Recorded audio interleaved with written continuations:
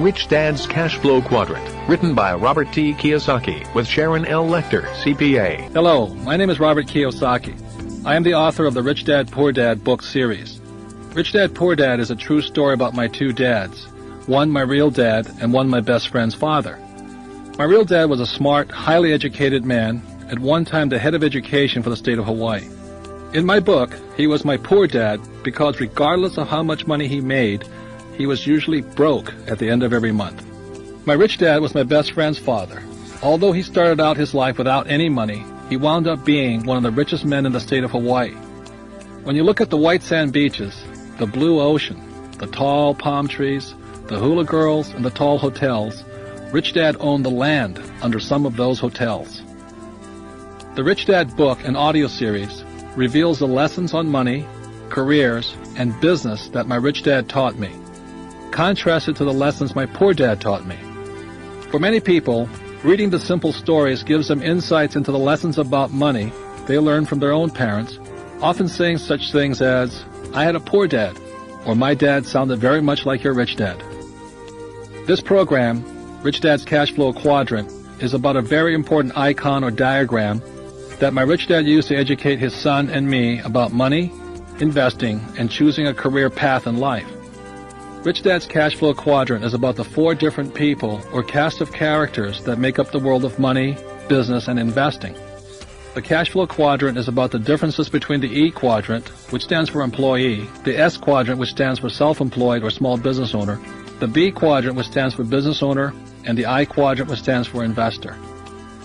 Years ago, when I was just a boy, my highly educated dad, the man I call my poor dad, often said to me, "Son, go to school, get good grades, so that you can get a safe, secure job with excellent benefits." My rich dad, on the other hand, said, "If you follow your dad's advice, you will wind up in the E quadrant. It's okay to be in the E quadrant if what you really want in life is job security. But if you want to be rich, the E quadrant is the hardest quadrant to become rich in." The reason my rich dad said that was for many reasons, which are found in this book. The result of my rich dad's advice and the use of the cash flow quadrant changed my choice of career path and the direction I took once I was old enough to decide what I wanted to do for the rest of my life. As you may have guessed, I did not follow my poor dad's advice and look for job security in the E quadrant, nor did I go into the world of self-employment or small business, also known as the S quadrant. Instead, I used my rich dad's advice and the cash flow quadrant and chose to enter the B quadrant, the quadrant for business owners, and the I quadrant, the quadrant for investors. So who is Rich Dad's quadrant for? My answer is that it is for anyone who is familiar with Rich Dad, Poor Dad and is now ready to make some changes in their life, changes that may require a change from one quadrant to another. As you listen to this program, you may soon discover that the four people in the four quadrants are four totally different people. As you listen to and read this book, you will find that the four people found in the four different quadrants are different mentally as well as emotionally. You will also find that it is the emotional differences that play a much more important role in determining which quadrant a person ultimately gravitates to. For example, a person who is in the E quadrant is often motivated by the need for security. A person found in the S quadrant is often motivated by the need for independence, wanting to do things on their own, not relying on others. So this program goes into the differences between each of the four quadrants. As I said, it is for anyone looking for some kind of change in their life, either professionally or financially. This program does not imply that one quadrant is better than the other. It does, however, stress, as my rich dad stressed, that each of us should choose a quadrant or quadrants that best suit our own core values, personal beliefs, and future dreams. I use my rich dad's cash flow quadrant as a guide to find my own true self and the life's path that was best for me. This audio program has been created to serve as your guide to the future and your own personal self-discovery and to unlock what is important to you in your own life. Are you financially free? If you have come to a financial fork in the road and you want to take control of what you do today in order to change your financial destiny, Rich Dad's Cash Flow Quadrant will help you chart your course. Each of us resides in at least one of the four quadrants of the Cash Flow Quadrant. Where we are is determined by where our cash comes from. Many of us rely on paychecks and are therefore employees, while others are self-employed. Employees and self-employed individuals reside on the left side of the Cash Flow Quadrant. The right side of the cash flow quadrant is for individuals who receive their cash from businesses they own or investments they own. Rich Dad's cash flow quadrant is about the 4 different types of people who make up the world of business, who they are, and what makes individuals in each quadrant unique. It will help you to find where you are in the quadrant today and help you chart a course for where you want to be in the future as you choose your own path to financial freedom. While financial freedom can be found in all 4 of the quadrants, the skills of a B, business owner, or an I, investor, will help you to reach your financial goals more quickly. A successful E, employee, should also become a successful I, investor. This program is the second in the Rich Dad, Poor Dad series. For those of you who may not have listened to Rich Dad, Poor Dad, it was about the different lessons my 2 dads taught me about the subject of money and life choices. One was my real dad, and the other my best friend's dad. One was highly educated, and the other a high school dropout. One was poor, and the other rich. Whenever I was asked the question, "What do you want to be when you grow up?" my highly educated but poor dad always recommended, "Go to school, get good grades, and then find a safe, secure job." Poor Dad was recommending that I choose to become either a high-paid employee or a high-paid S, self-employed, such as a medical doctor, lawyer, or accountant. My poor dad was very concerned about a steady paycheck, benefits, and job security. My rich but uneducated dad, on the other hand, offered very different advice. He recommended, go to school, graduate, build businesses, and become a successful investor. This audio program is for people who are ready to change quadrants. It is for people who are ready to move beyond job security and begin to achieve financial security. It is not an easy life's path, but the prize at the end is worth the journey. It is the journey to financial freedom. Rich Dad told me a simple story when I was 12 years old that has guided me to great wealth and financial freedom. It was Rich Dad's way of explaining the difference between the left side of the cash flow quadrant, the E, employee, and S, self-employed quadrants, from the right side, or the B, business owner, and I, investor quadrants. It goes, once upon a time there was this quaint little village. It was a great place to live except for one problem. The village had no water unless it rained. To solve this problem once and for all, the village elders decided to put out to bid the contract to have water delivered to the village on a daily basis. 2 people volunteered to take on the task, and the elders awarded the contract to both of them. They felt that a little competition would keep prices low and ensure a backup supply of water. The first of the 2 people who won the contract, Ed, immediately ran out, bought 2 galvanized steel buckets, and began running back and forth along the trail to the lake, which was a mile away. He immediately began making money as he labored morning to dusk, hauling water from the lake with his 2 buckets. He would empty them into the large concrete holding tank the village had built. Each morning, he had to get up before the rest of the village awoke to make sure there was enough water for the village when it wanted it. It was hard work, but he was very happy to be making money and for having one of the 2 exclusive contracts for this business. The second winning contractor, Bill, disappeared for a while. He was not seen for months, which made Ed very happy since he had no competition. Ed was making all the money. Instead of buying 2 buckets to compete with Ed, Bill had written a business plan, created a corporation, found 4 investors, employed a president to do the work, and returned 6 months later with a construction crew. Within a year, his team had built a large-volume stainless steel pipeline which connected the village to the lake. At the grand opening celebration, Bill announced that his water was cleaner than Ed's water. Bill knew that there had been complaints about dirt in Ed's water. Bill also announced that he could supply the village with water 24 hours a day, 7 days a week. Ed could only deliver water on the weekdays. He did not work on weekends. Then Bill announced that he would charge 75% less than Ed did for the higher quality and more reliable source of water. The village cheered and ran immediately for the faucet at the end of Bill's pipeline. In order to compete, Ed immediately lowered his rates by 75%, bought 2 more buckets, added covers to his buckets, and began hauling 4 buckets each trip. In order to provide better service, he hired his 2 sons to give him a hand for the night shift and on weekends. When his boys went off to college, he said to them, "Hurry back, because someday this business will belong to you." For some reason, after college, his 2 sons never returned. Eventually, Ed had employees and union problems. The union was demanding higher wages, better benefits, and wanted its members to only haul 1 bucket at a time. Bill, on the other hand, realized that if this village needed water, then other villages must need water too. He rewrote his business plan and went off to sell his high-speed, high-volume, low-cost, and clean water delivery system to villages throughout the world. He only makes a penny per bucket of water delivered, but he delivers billions of buckets of water every day.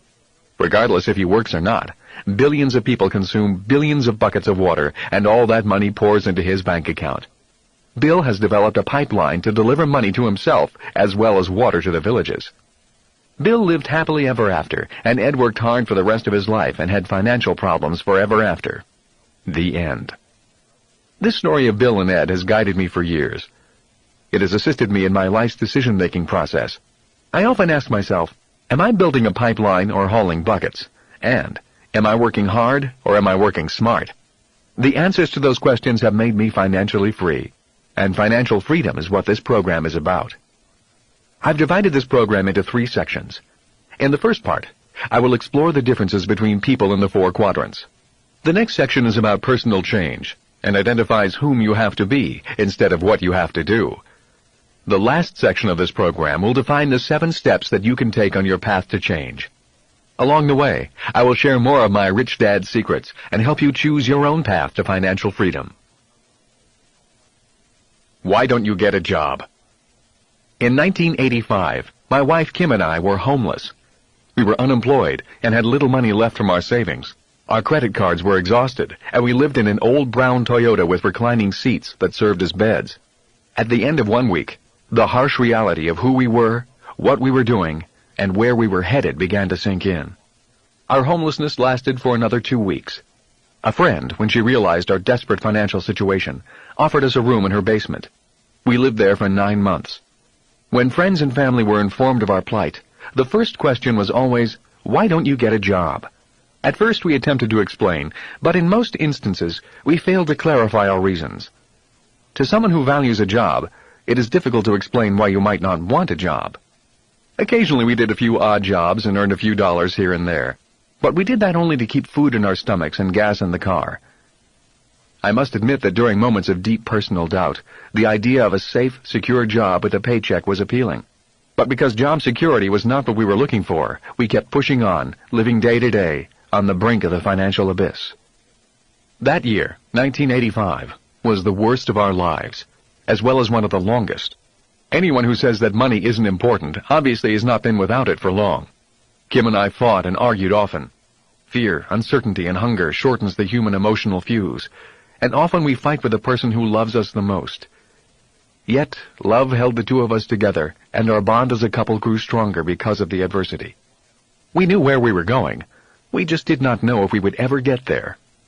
We knew we could always find a safe, secure, high-paying job. Both of us were college graduates with good job skills and solid work ethics.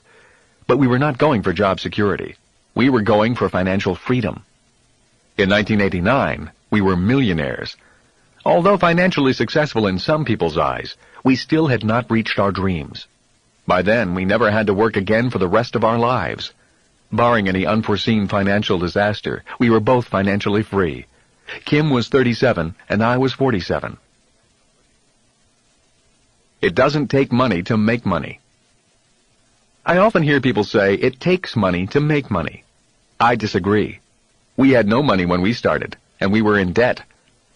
It also does not take a good formal education. Many successful people have left school without receiving a college degree. People such as Thomas Edison, Henry Ford, Bill Gates, Ted Turner. So what does it take? My answer? It takes a dream, a lot of determination, a willingness to learn quickly, and the ability to use your God-given assets properly, and to know which sector of the cash flow quadrant to generate your income from. Which quadrant do you generate your income from? Rich Dad's cash flow quadrant represents the different methods by which income or money is generated. For example, an employee earns money by holding a job and working for someone else or a company. Self-employed people earn money working for themselves.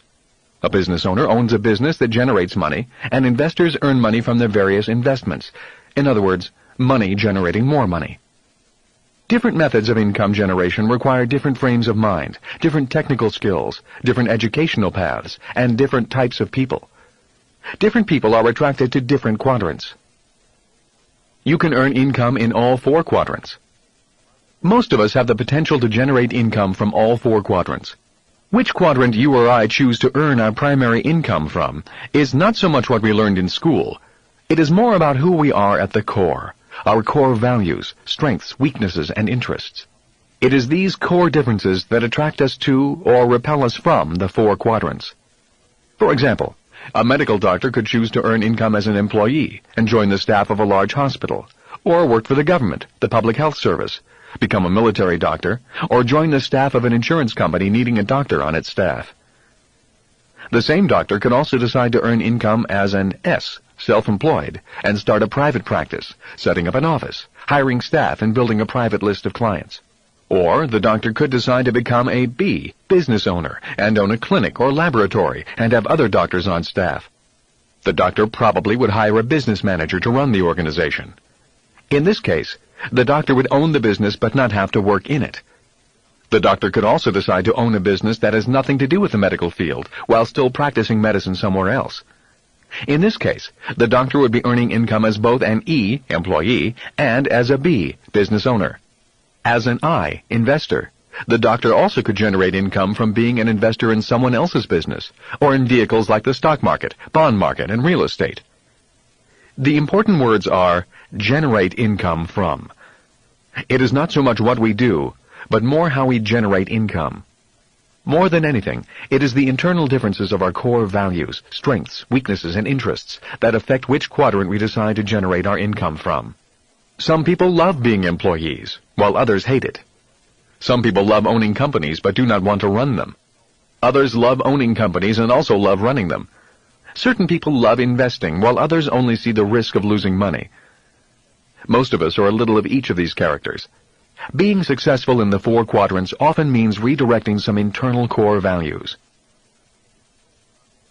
Not all quadrants are equal. By knowing the different features of each quadrant, you'll have a better idea as to which quadrant or quadrants might be best for you. For example, one of the reasons I chose to work predominantly in the B, business owner, and I, investor quadrants, is because of tax advantages. For most people working on the left side of the quadrant, there are few legal tax breaks available. Yet legal tax breaks abound on the right side of the quadrant. By working to generate income in these quadrants, I could acquire money faster and keep that money working for me longer without losing large chunks to pay taxes.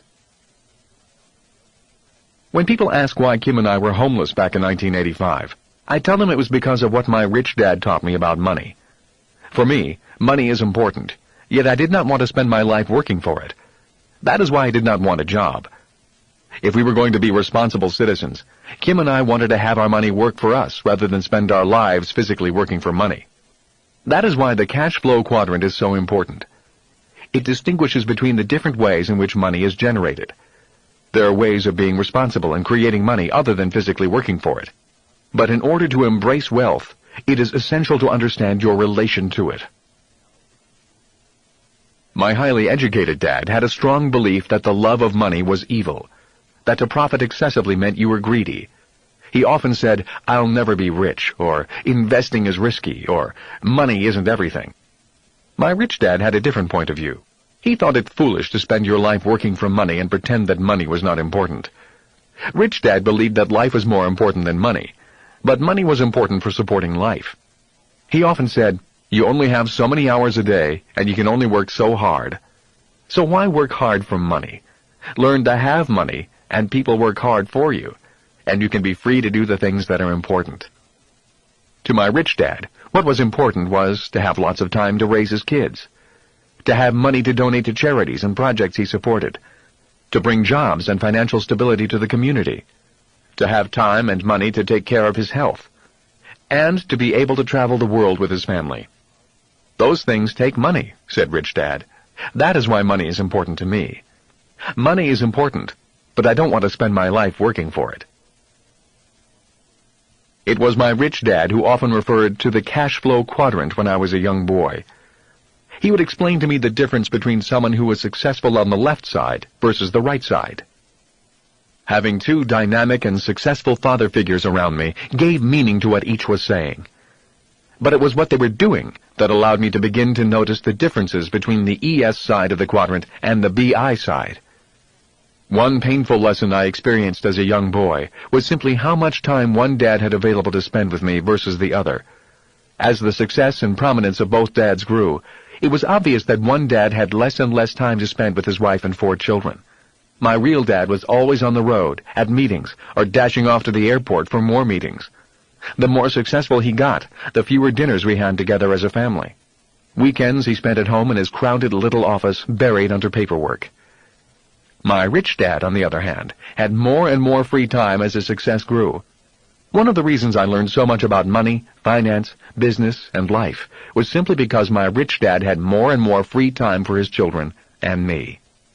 Although both dads made more and more money as they became successful, my real dad, the educated one, also got further into debt. So he'd work harder and suddenly find himself in a higher income tax bracket. His banker and accountant would then tell him to buy a bigger house for the so-called tax break. My dad would follow the advice and buy a bigger house, and soon he was working harder than ever so he could make more money to pay for the new house, taking him even further away from his family. My rich dad was different. He made more and more money but paid less in taxes. He too had bankers and accountants, but he was not getting the same advice my highly educated dad was getting. Yet the driving force that would not allow me to stay on the left side of the quadrant was what happened to my highly educated but poor dad at the peak of his career. In the early 1970s, I was already out of college and in Pensacola, Florida, going through pilot training for the Marine Corps, on my way to Vietnam. My educated dad was now the superintendent of education for the state of Hawaii and a member of the governor's staff. One evening, my dad phoned me in my room on base. "Son," he said, "I'm going to resign from my job and run for lieutenant governor of the state of Hawaii for the Republican Party." I gulped and then said, "You're going to run for office against your boss?" "That's right," he replied. "Why?" I asked. "Republicans do not have a chance in Hawaii. The Democratic Party and the labor unions are too strong." "I know, son. I also know that we do not have a prayer of winning. Judge Samuel King will be the candidate for governor, and I will be his running mate." "Why?" I asked again. "Why run against your boss if you know you're going to lose?" "Because my conscience won't let me do anything else. The games these politicians are playing disturb me." "Are you saying they're corrupt?" I asked. "I don't want to say that," said my real dad. He was an honest and moral man who rarely spoke badly about anyone. He was always a diplomat. Yet I could tell from his voice that he was angry and upset when he said, "I'll just say that my conscience bothers me when I see what goes on behind the scenes. I could not live with myself if I turned a blind eye and did nothing. My job and paycheck are not as important as my conscience." After a long silence, I realized that my dad's mind was made up. "Good luck," I said quietly. "I'm proud of you for your courage, and I'm proud to be your son." My dad and the Republican ticket were crushed, as expected. The re-elected governor sent the word out that my dad was never to get a job again with the government for the state of Hawaii, and he never did. At the age of 54, my dad went looking for a job, and I was on my way to Vietnam. At middle age, my dad went from jobs with big titles and low pay to more jobs with big titles and low pay. He was a tall, brilliant, and dynamic man who was no longer welcome in the only world he knew. He tried starting several small businesses, and even bought a famous franchise, but they all failed. As he grew older and his strength slipped away, so did his drive to start over again. His lack of will became even more pronounced after each business failure. He was a successful E employee, trying to survive as an S, self-employed, a quadrant in which he had no training or experience and for which he had no heart. He loved the world of public education, but he could not find a way to get back in. He died frustrated and a little angry, yet he died with a clear conscience. So what kept me going in the darkest of hours? It was the haunting memory of my educated dad sitting at home waiting for the phone to ring, trying to succeed in the world of business, a world he knew nothing about. That, and the joyous memory of seeing my rich dad grow happier and more successful as his years went on, inspired me. Instead of declining at age 54, rich dad blossomed. His years of methodically building businesses and investing were paying off, and he was on his way to becoming one of the richest men in the islands. The cash flow quadrant is more than 2 lines and some letters. If you look below the surface, you will find completely different worlds as well as different ways of looking at the world.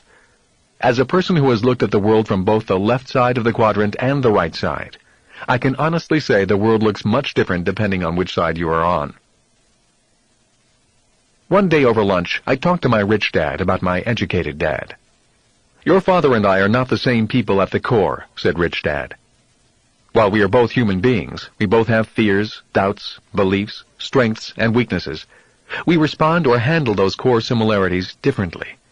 How we respond to those differences is what causes us to remain in one quadrant or another. When your dad tried to cross over from the E, employee quadrant, intellectually he could understand the process, but he couldn't handle it emotionally. When things did not go smoothly and he began to lose money, he did not know what to do to solve the problems. So he went back to the quadrant he felt most comfortable in. The E and sometimes S quadrant, I said. Rich Dad nodded his head. When the fear of losing money and failing becomes too painful inside, a fear we both have, he chooses to seek security, and I choose to seek freedom. Even though we're all human beings, when it comes to money and the emotions attached to money, we all respond differently. And it's how we respond to those emotions that often determines which quadrant we choose to generate our income from. Different quadrants, different people, I said. That's right, said Rich Dad. And if you're going to be successful in any quadrant, you need to know more than just technical skills. You also need to know the core differences that cause people to seek different quadrants. Know that, and life will be much easier. What are the differences? How do I tell if people are in E, S, B, or I without knowing much about them? One of the ways is by listening to their words. A person who comes from the E, or employee quadrant, might say, "I am looking for a safe, secure job with good pay and excellent benefits." A person who comes from the S, or self-employed quadrant, might say, "My rate is $35 per hour," or "My normal commission rate is 6% of the total price," or "I can't seem to find people who want to work and do the job right," or "I've got more than 20 hours into this project." A person operating out of the B, or business owner quadrant, might say, "I'm looking for a new president to run my company." Lastly, someone operating out of the I, or investor quadrant, might say, "Is my cash flow based on an internal rate of return or net rate of return?" Words are tools. Once my rich dad knew who the person he was interviewing was at the core, at least for that moment, he would know what that person was really looking for, what he had to offer, and what words to use when speaking to him. Rich Dad always said, words are powerful tools. If you want to be a leader of people, then you need to be a master of words. One word may excite one type of person, while that same word would completely turn off another person. For example, the word risk might be exciting to a person in the I, investor quadrant, while evoking total fear to someone in the E, employee quadrant. He would say, hear their words, feel their souls. Because behind the words a person chooses are the core values and core differences of that individual. When I hear the word secure or benefits, I get a sense of who the person might be at the core. The word secure is a word often used in response to the emotion of fear. If a person feels fear, then the need for security is often a commonly used phrase for someone who comes predominantly from the E, employee quadrant. When it comes to money and jobs, there are many people who simply hate the feeling of fear that comes with economic uncertainty, hence the desire for security. The word benefit means people would also like some kind of additional reward that is spelled out, a defined and assured extra compensation, such as a health care or retirement plan. The key is that they want to feel secure and see it in writing. Uncertainty does not make them happy. Certainty does. For them, the idea of security is often more important than money. The S, self-employed, want to be their own bosses, or they like to do their own thing. Often, when it comes to the subject of money, a hardcore S, self-employed, does not like to have his or her income be dependent on other people. Those who are self-employed do not like having the amount of money they earn dictated by someone else, or by a group of people who might not work as hard as they do. They also understand that if they do not work hard, then they don't deserve to be paid much. When it comes to money, they have fiercely independent souls. So while the employee often will respond to the fear of not having money by seeking security, the S, self-employed, will often respond by taking control of the situation and doing it on their own. When it comes to fear and financial risk, they want to take the bull by the horns. In this group, you find well-educated professionals who spend years in school such as doctors, lawyers, and dentists. Also in the S, self-employed group are people who took educational paths other than, or in addition to, traditional school. In this group are direct commission salespeople, real estate agents, small business owners, restaurateurs, consultants, therapists, hairstylists, and artists, to name a few. Self-employed people are often hardcore perfectionists, and that is why we hire them. If you hire a brain surgeon, you want that brain surgeon to have had years of training and experience. But most importantly, you want this brain surgeon to be a perfectionist. The same goes for a dentist, hairstylist, marketing consultant, plumber, lawyer, or a corporate trainer. You, as the client hiring this person, want someone who is the best. For this group, money is not the most important thing about their work. Their independence, the freedom to do things their way, and to be respected as experts in their field, are much more important than mere money. Many self-employed types, are hesitant to hire and train other people because once trained, they often end up as their competition. This in turn keeps them working harder and doing things on their own. The B, business owner, could almost be the opposite of the S, self-employed. Those who are true Bs like to surround themselves with smart people from all four categories. Unlike the S, self-employed, who do not like to delegate work because no one could do it better, the true B likes to delegate. The true motto of a B is, why do it yourself when you can hire someone to do it for you, and they can do it better? Henry Ford fit this mold. My rich dad's idol was Henry Ford. He had me read books about people like Ford and John D. Rockefeller, the founder of Standard Oil. Rich Dad constantly encouraged his son and me to learn the essence of leadership and the technical skills of business. There is a science to business and leadership as well as an art to business and leadership. For me, both are lifelong studies. Leadership, Rich Dad said, is the ability to bring out the best in people. So he trained his son and me in the technical skills necessary to become successful in business. Technical skills such as reading financial statements, marketing, sales, accounting, management, production, and negotiations. And he really stressed that we learn to work with and lead people. Rich Dad always said, the technical skills of business are easy. The hard part is working with people. The difference between an S type of business and a B type of business is, those who are true Bs, business owners, can leave their business for a year or more and return to find their business more profitable and running better than when they left. In a true self-employed type business, if the S left for a year or more, the chances are there would be no business left to return to. So what causes the difference? Saying it simply, an S, self-employed, owns a job. A B, business owner, owns a system and then hires competent people to operate the system. Or, put another way, in many cases the S, self-employed, is the system. That is why they cannot leave.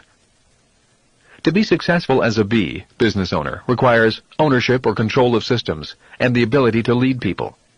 For S's, self-employed, to evolve into B's, business owners, they need to convert who they are and what they know into a system, and many are not able to do that, or they are often too attached to the system. Many people come to me for advice on how to start a company, or ask me how to raise money for a new product or idea. I listen, usually for about 10 minutes, and within that time I can tell where their focus is. Is it the product or the system of business? In those 10 minutes, I most often hear words such as these. Remember the importance of being a good listener and allowing words to direct you to the core value of a person's soul. This is a far better product than company XYZ makes. I've looked everywhere and nobody has this product. I'll give you the idea for this product. All I want is 25% of the profits. I've been working on this product, book, music score, invention for years. These are the words of a person generally operating from the left side of the quadrant, the E, employee, or S, self-employed side. Since I need to be gentle at this time, because we are dealing with core values and ideas, at this point of the conversation, I often use the McDonald's hamburger example for clarification. I slowly ask, can you personally make a better hamburger than McDonald's? So far, 100% of the people I have talked with about their new idea or product have said yes. At this point, I ask them the next question. Can you personally build a better business system than McDonald's? Some people see the difference immediately, and some do not. And I would say the difference is whether the person is fixated on the left side of the quadrant, which is focused on the idea of the better burger, or on the right side of the quadrant, which is focused on the system of business. I do my best to explain that there are a lot of entrepreneurs out there offering far superior products or services, but only McDonald's has the system that has served billions of burgers. The reality is, there are unlimited new ideas, billions of people with services or products to offer, millions of products, and only a few people who know how to build excellent business systems. Bill Gates of Microsoft did not build a great product. He bought somebody else's product and built a powerful global system around it. The I, investor, makes money with money. They do not have to work because their money is working for them.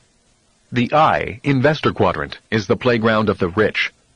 Regardless of which quadrant people make their money in, if they hope someday to be rich, they ultimately must come to the I quadrant. It is in the I quadrant that money becomes converted to wealth.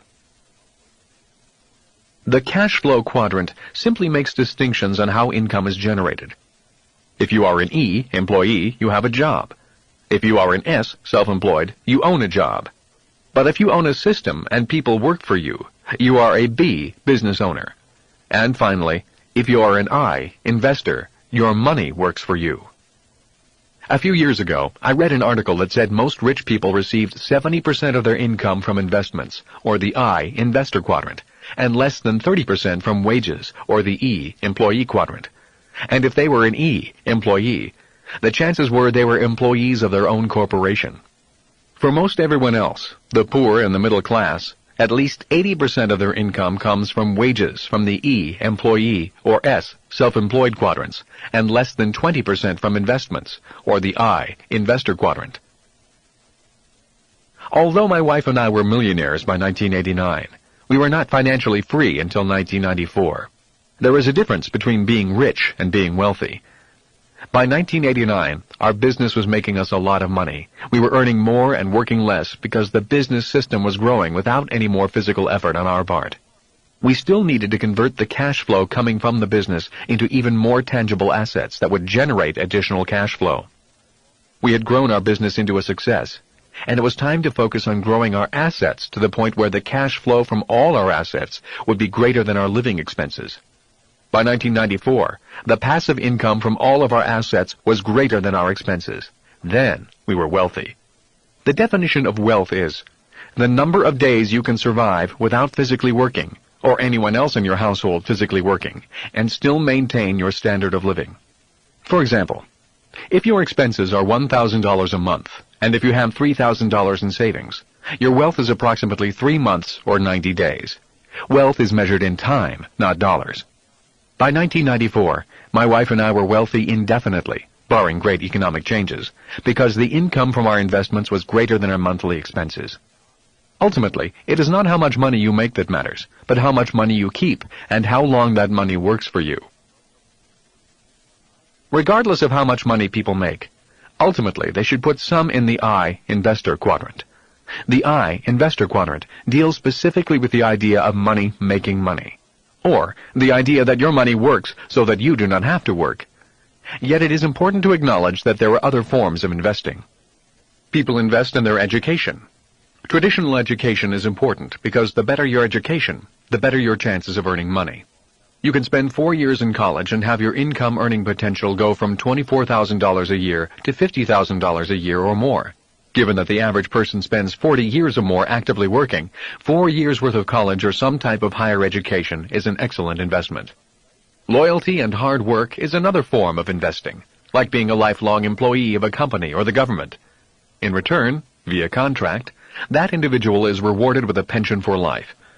That is a form of investment popular in the industrial age, but obsolete in the information age. Other people invest in having large families, and in turn have their children care for them in their old age. That form of investing was the norm in the past, yet due to economic constraints in the present, it is becoming more difficult for families to handle the living and medical expenses of parents. Government retirement programs, such as Social Security and Medicare in America, which are often paid for through payroll deduction, is another form of investment mandated by law. But due to massive changes in demographics and costs, this form of investment may not be able to keep some of the promises it has made. And there are independent investment vehicles for retirement that are called individual retirement plans. Often the federal government will offer tax incentives to both the employer and employee to participate in such plans. In America, one popular plan is the 401k retirement plan, and in countries such as Australia, they are called superannuation plans. Although all of these are forms of investing, the I, investor quadrant, focuses on investments that generate income on an ongoing basis during your working years. In other words, is your money working for you and generating current income for you? Let's look at a person who buys a house as an investment and rents it out. If the rent collected is greater than the expenses to operate the property, that income is coming from the I, investor quadrant. The same is true for people who receive income as interest from savings or dividends from stocks and bonds. So the qualifier for the I, investor quadrant, is how much income you generate from the quadrant without working for it.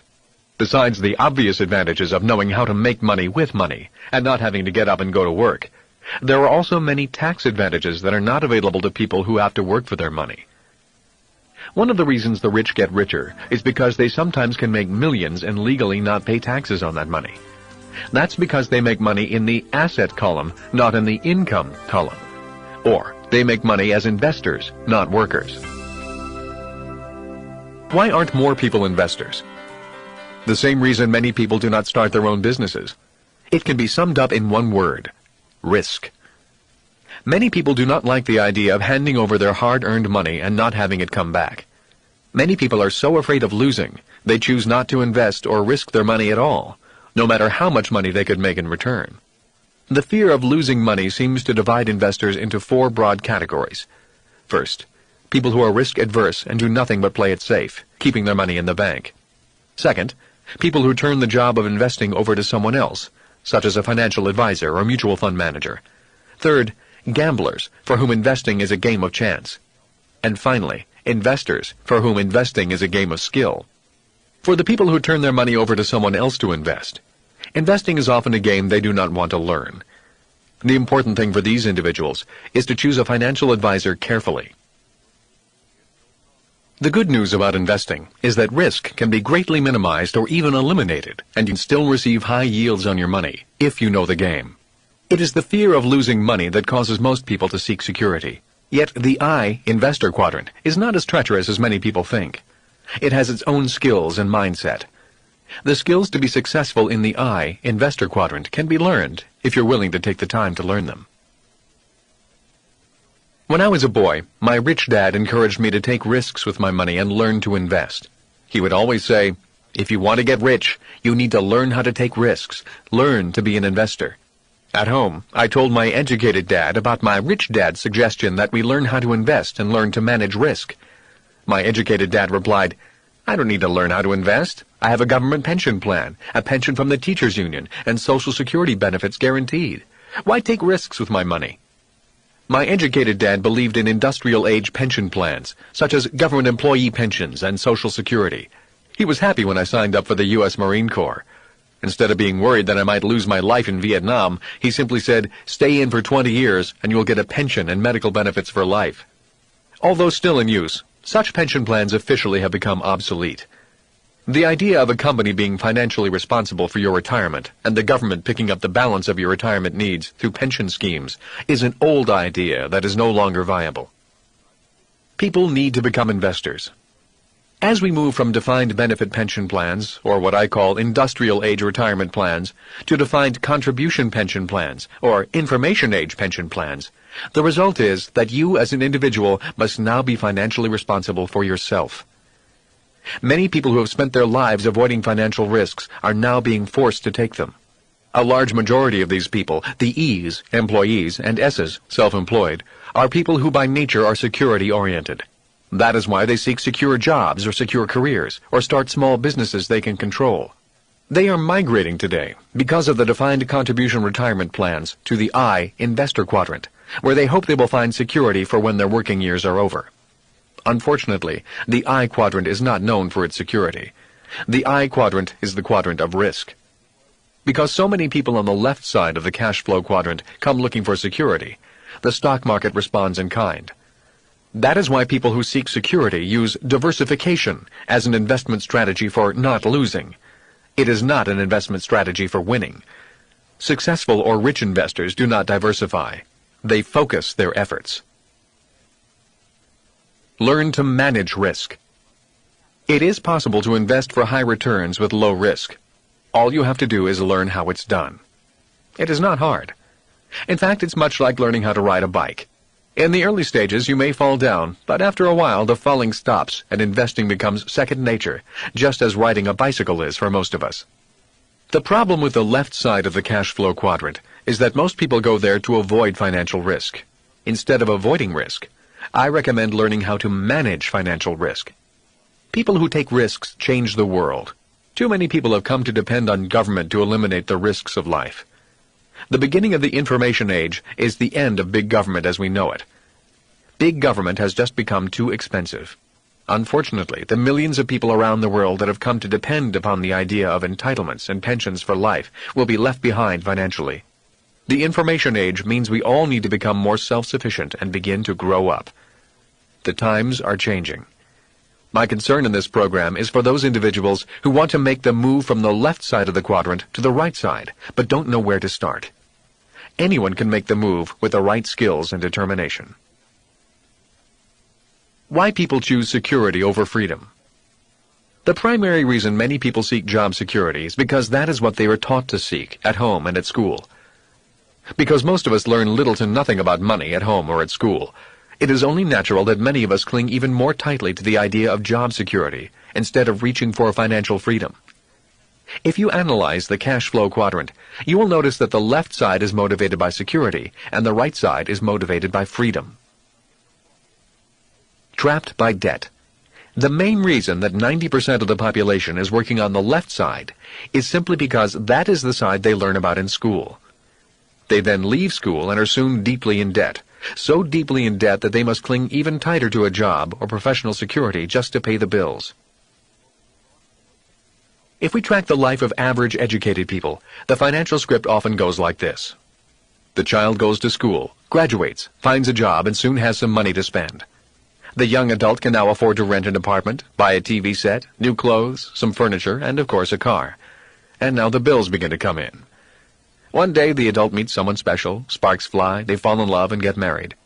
For a while, life is blissful because two can live as cheaply as one. They now have two incomes, only one rent to pay, and they can afford to set a few dollars aside to buy the dream of all young couples, their own home. They find their dream home, pull the money from savings and use it for a down payment on the house, and now they have a mortgage. Because they have a new house, they need new furnishings, so they find a furniture store that advertises those magic words, no money down, easy monthly payments. Life is wonderful, and they throw a party to have all their friends over to see their new house, new car, new furniture, and new toys. They are now deeply in debt for the rest of their lives. Then the first child arrives. The average, well-educated, hard-working couple, after dropping the child off at nursery school, must now put their nose to the grindstone and go to work. They become trapped by the need for job security simply because, on average, they are less than 3 months away from financial bankruptcy. From these people you often hear, "I can't afford to quit. I have bills to pay." The money trap. Success on the right side of the quadrant requires a knowledge about money called financial intelligence. Rich Dad defined it this way. Financial intelligence is not how much money you make, but how much money you keep, how hard that money works for you, and how many generations you keep it for. If people lack basic financial intelligence, they will, in most cases, not survive on the right side of the quadrant. My rich dad was good with money and with people at work. He had to be. He was responsible for creating money, managing as few people as possible, keeping costs low and keeping profits high. Those are the skills necessary for success on the right side of the quadrant. It was my rich dad who stressed to me that your home is not an asset, but a liability. He could prove it because he taught us to be financially literate, so we were able to read numbers. He had the free time to teach his son and me because he was good at managing people. His skills from work carried over into his home life. My educated dad did not manage money and people at work, although he thought he did. As the state superintendent of education, he was a government official with a multi-million-dollar budget and thousands of employees. But it was not money he created. It was taxpayers' money, and his job was to spend all of it. If he did not spend it, the government would give him less money the next year. So at the end of each fiscal year, he was looking for ways to spend it all, which meant he often hired more people to justify next year's budget. The funny thing was, the more people he hired, the more problems he had. As a young boy, observing both fathers, I began to take mental notes of what kind of life I wanted to lead. My educated dad was a voracious reader of books, so he was word literate, but he was not financially literate. Because he could not read numbers, he had to take the advice of his banker and accountant, and both told him that his house was an asset, and that it should be his largest investment. Because of this financial advice, not only did my highly educated dad work harder, but he also got further into debt. Every time he received a promotion for his hard work, he also got a pay raise, and with each pay raise he went into a higher tax bracket. He made more money, but all that happened was his taxes increased and his debt increased. He became more emotionally attached to his job and the paycheck that paid the bills. The more insecure he felt, the more he sought security. Your two biggest expenses. Because my dad could not read financial statements, he could not see the money trap he was getting into as he grew more successful. It's the same money trap I see millions of other successful, hard-working people fall into. The reason so many people struggle financially is because every time they make more money, they also increase their two biggest expenses, taxes and interest on debt. To top it off, the government often offers you tax breaks to get deeper into debt. Doesn't that make you a little suspicious? I know many people search for freedom and happiness. The problem is most people have not been trained to work from the B, business owner, and I, investor quadrants. Because of this lack of training, the programming into job security, and their increasing amount of debt, most people limit their search for financial freedom to the left side of the cash flow quadrant. Unfortunately, financial security or financial freedom are seldom found in the E, employee, or S, self-employed quadrant. True security and freedom are found on the right side. Going from job to job in search of freedom. One thing the cash flow quadrant is useful for is to track or observe a person's life pattern. Many people spend their lives in search of security or freedom, but wind up instead going from job to job. For example, I have a friend from high school. I hear from him about every 5 years, and he is always excited because he has found the perfect job. He is ecstatic because he has found the company of his dreams. He loves the company. It's doing exciting things. He loves his work. He has an important title. The pay is great. The people are great. The benefits are great. And his chances for promotion are great. About 4.5 years later, I hear from him again, and by this time he is dissatisfied. The company he works for is now corrupt and dishonest, in his opinion. It doesn't treat its workers with respect. He hates his boss. He was passed over for promotion, and they don't pay him enough. 6 months go by, and he's happy again. He's ecstatic because he's found the perfect job again. His life pattern is going from job to job. So far, he lives well because he is smart, attractive, and personable. But the years are catching up with him, and younger people are now getting the jobs he used to get. He has a few $1,000s in savings, nothing set aside for retirement, a house he will never own, child support payments, and college yet to pay for. His youngest child, 8, lives with his ex-wife, and his oldest child, 14, lives with him. He used to always say to me, "I don't have to worry. I'm still young. I have time."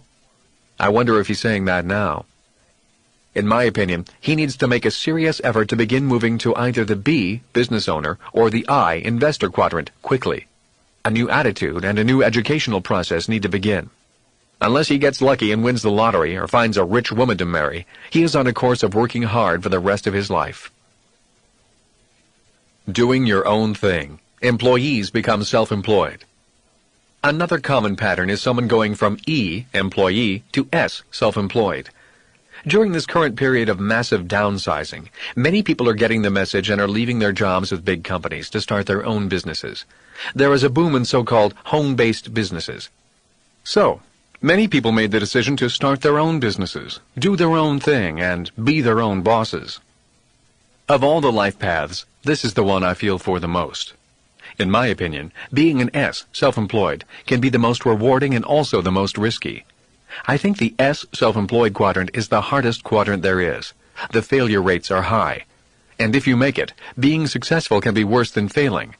That is because if you are successful as an S, self-employed, you will work harder than if you were in any of the other quadrants, and you will work harder for a long time, for as long as you are successful. The reason S's, self-employed, work the hardest is because they typically are the proverbial chief cook and bottle washer. They have to do or be responsible for all the jobs that in a bigger company are done by many managers and employees. An S, self-employed, just starting out, often answers the phone, pays the bills, makes sales calls, tries to advertise on a small budget, handles customers, hires employees, fires employees, fills in when employees do not show up, talks to the tax man, fights off the government inspectors, and on and on. Personally, I cringe whenever I hear people say they're going to start their own businesses.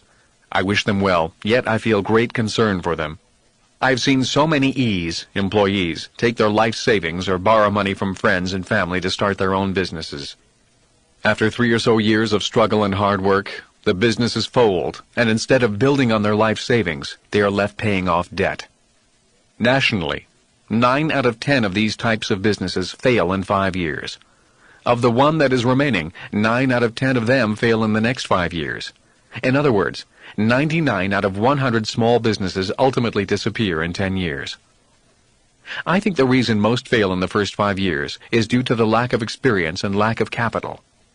The reason the one survivor often fails in the second 5 years is not due to lack of capital, but lack of energy. The hours of long, hard work finally get to the person. Many S's just burn out. That is why many highly educated professionals change firms, or try to start something new, or die. Maybe that is why the average life expectancy for doctors and lawyers is lower than it is for most others. Their average life expectancy is 58. For everyone else, it is in the 70s. For those who do survive, they seem to have become used to the idea of getting up, going to work, and working hard forever. That seems to be all they know. A friend's parents remind me of this. For 45 years, they have spent long hours in their liquor store on a street corner. As crime increased in their neighborhood, they had to put steel bars up on the doors and all the windows. Today, money is passed through a slot, much like in a bank. I go by occasionally to see them. They are wonderful, sweet people, but it saddens me to see them as virtual prisoners in their own business, from 10 in the morning till 2 the next morning, staring out from behind the bars. Many wise S's, self-employed, sell their businesses at their peak before they run out of steam to someone with energy and money. They take some time off and they start something new. They keep doing their own thing and love it. Importantly, they know when to get out. If you were born prior to 1930, the advice, go to school, get good grades, find a safe, secure job, was good advice. But if you were born after 1930, it is bad advice. For people who earn their income out of the E, employee quadrant, there are virtually no tax breaks left. Today in America, being an employee means you are a 50-50 partner with the government. That means the government ultimately will take 50% or more of an employee's earnings, and much of that even before the employee sees the paycheck. When you consider that the government offers you tax breaks for going further into debt, the path to financial freedom is virtually impossible for most people in the E, employee quadrant, and for most in the S, self-employed quadrant. I often hear accountants tell clients who begin earning more income from the E, employee quadrant, to buy a bigger house so they can receive a bigger tax break. While that might make sense to someone on the left side of the cash flow quadrant, that makes no sense to someone on the right side of the quadrant. Who pays the most taxes? The rich pay few income taxes. Why? Simply because they do not earn their money as employees. The ultra-rich know that the best way to avoid taxes legally is by generating that income out of the B, business owner, and I, investor quadrants. If people earn money in the E, employee quadrant, the only tax break they are offered is to buy a bigger house and go into greater debt. From the right side of the cash flow quadrant, that is not too financially intelligent. To people on the right side, that is the same as saying, give me $1 and I will give you 50 cents back. I often hear people say, it's un-American not to pay taxes. Americans who say this seem to have forgotten their history. America was founded out of tax protest. Have they forgotten the infamous Boston Tea Party of 1773? The rebellion that led to the Revolutionary War, which separated the American colonies from the oppressive taxes of England. Taxes are a necessity of modern civilization, but problems arise when taxes become abusive and mismanaged. Taxes and debt are two of the main reasons most people never feel financially secure or achieve financial freedom. The path to security or freedom is found on the right-hand side of the cash flow quadrant. You need to go beyond job security. It is time to know the difference between financial security and financial freedom. What is the difference between job security, financial security, and financial freedom? As you know, my highly educated dad was fixated on job security, as are people of his generation. He assumed that job security meant financial security. That was until he lost his job and could not get another job. My rich dad never talked about job security. He talked instead about financial freedom. The answer to finding the kind of security or freedom you desire can be in observing the patterns found in the cash flow quadrant. The pattern for job security. People who go from school to the E, employee quadrant, are often good at performing their jobs. Many spent years in school and years on the job gaining experience. The problem is they know little about the B, business owner quadrant, or the I, investor quadrant, even if they have retirement plans.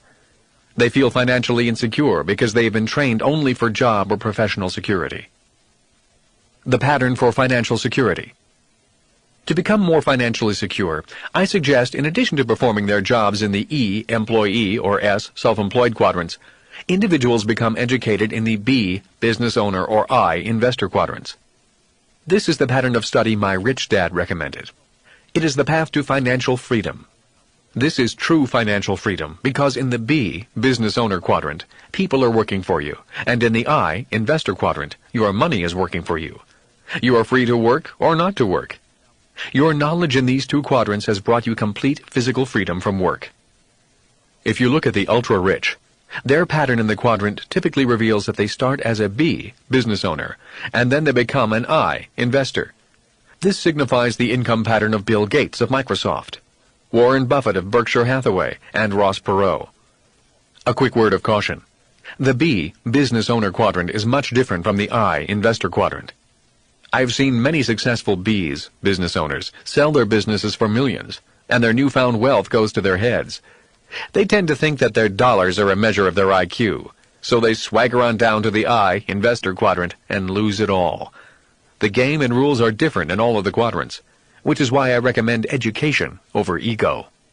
Just as in the case of financial security, having income generated from two quadrants gives you greater stability in the world of financial freedom. There are different financial paths people can choose.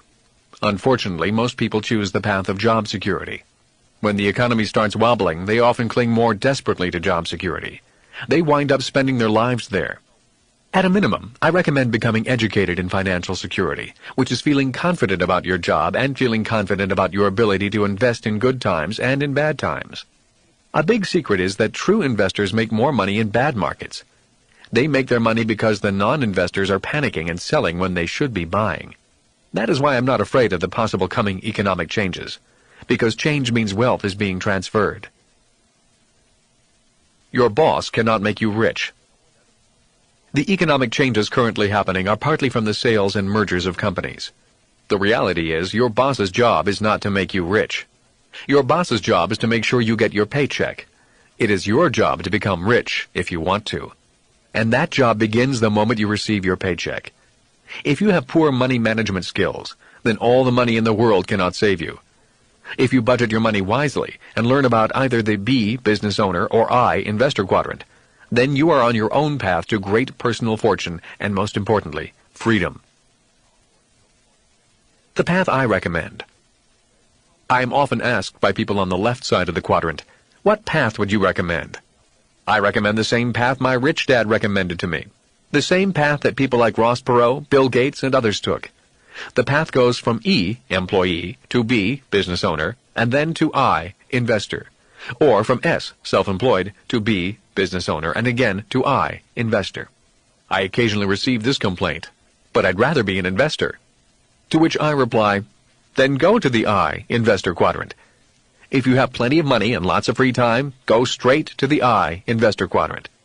But if you don't have an abundance of time and money, the path I recommend is safer. In most cases, people do not have an abundance of time or money, so they then ask another question. Why do you recommend the B, business owner quadrant first? There are two reasons. First, experience and education. If you are first successful as a B, business owner, you will have a better chance of developing into a powerful I, investor. If you first develop a solid business sense, you can become a better investor.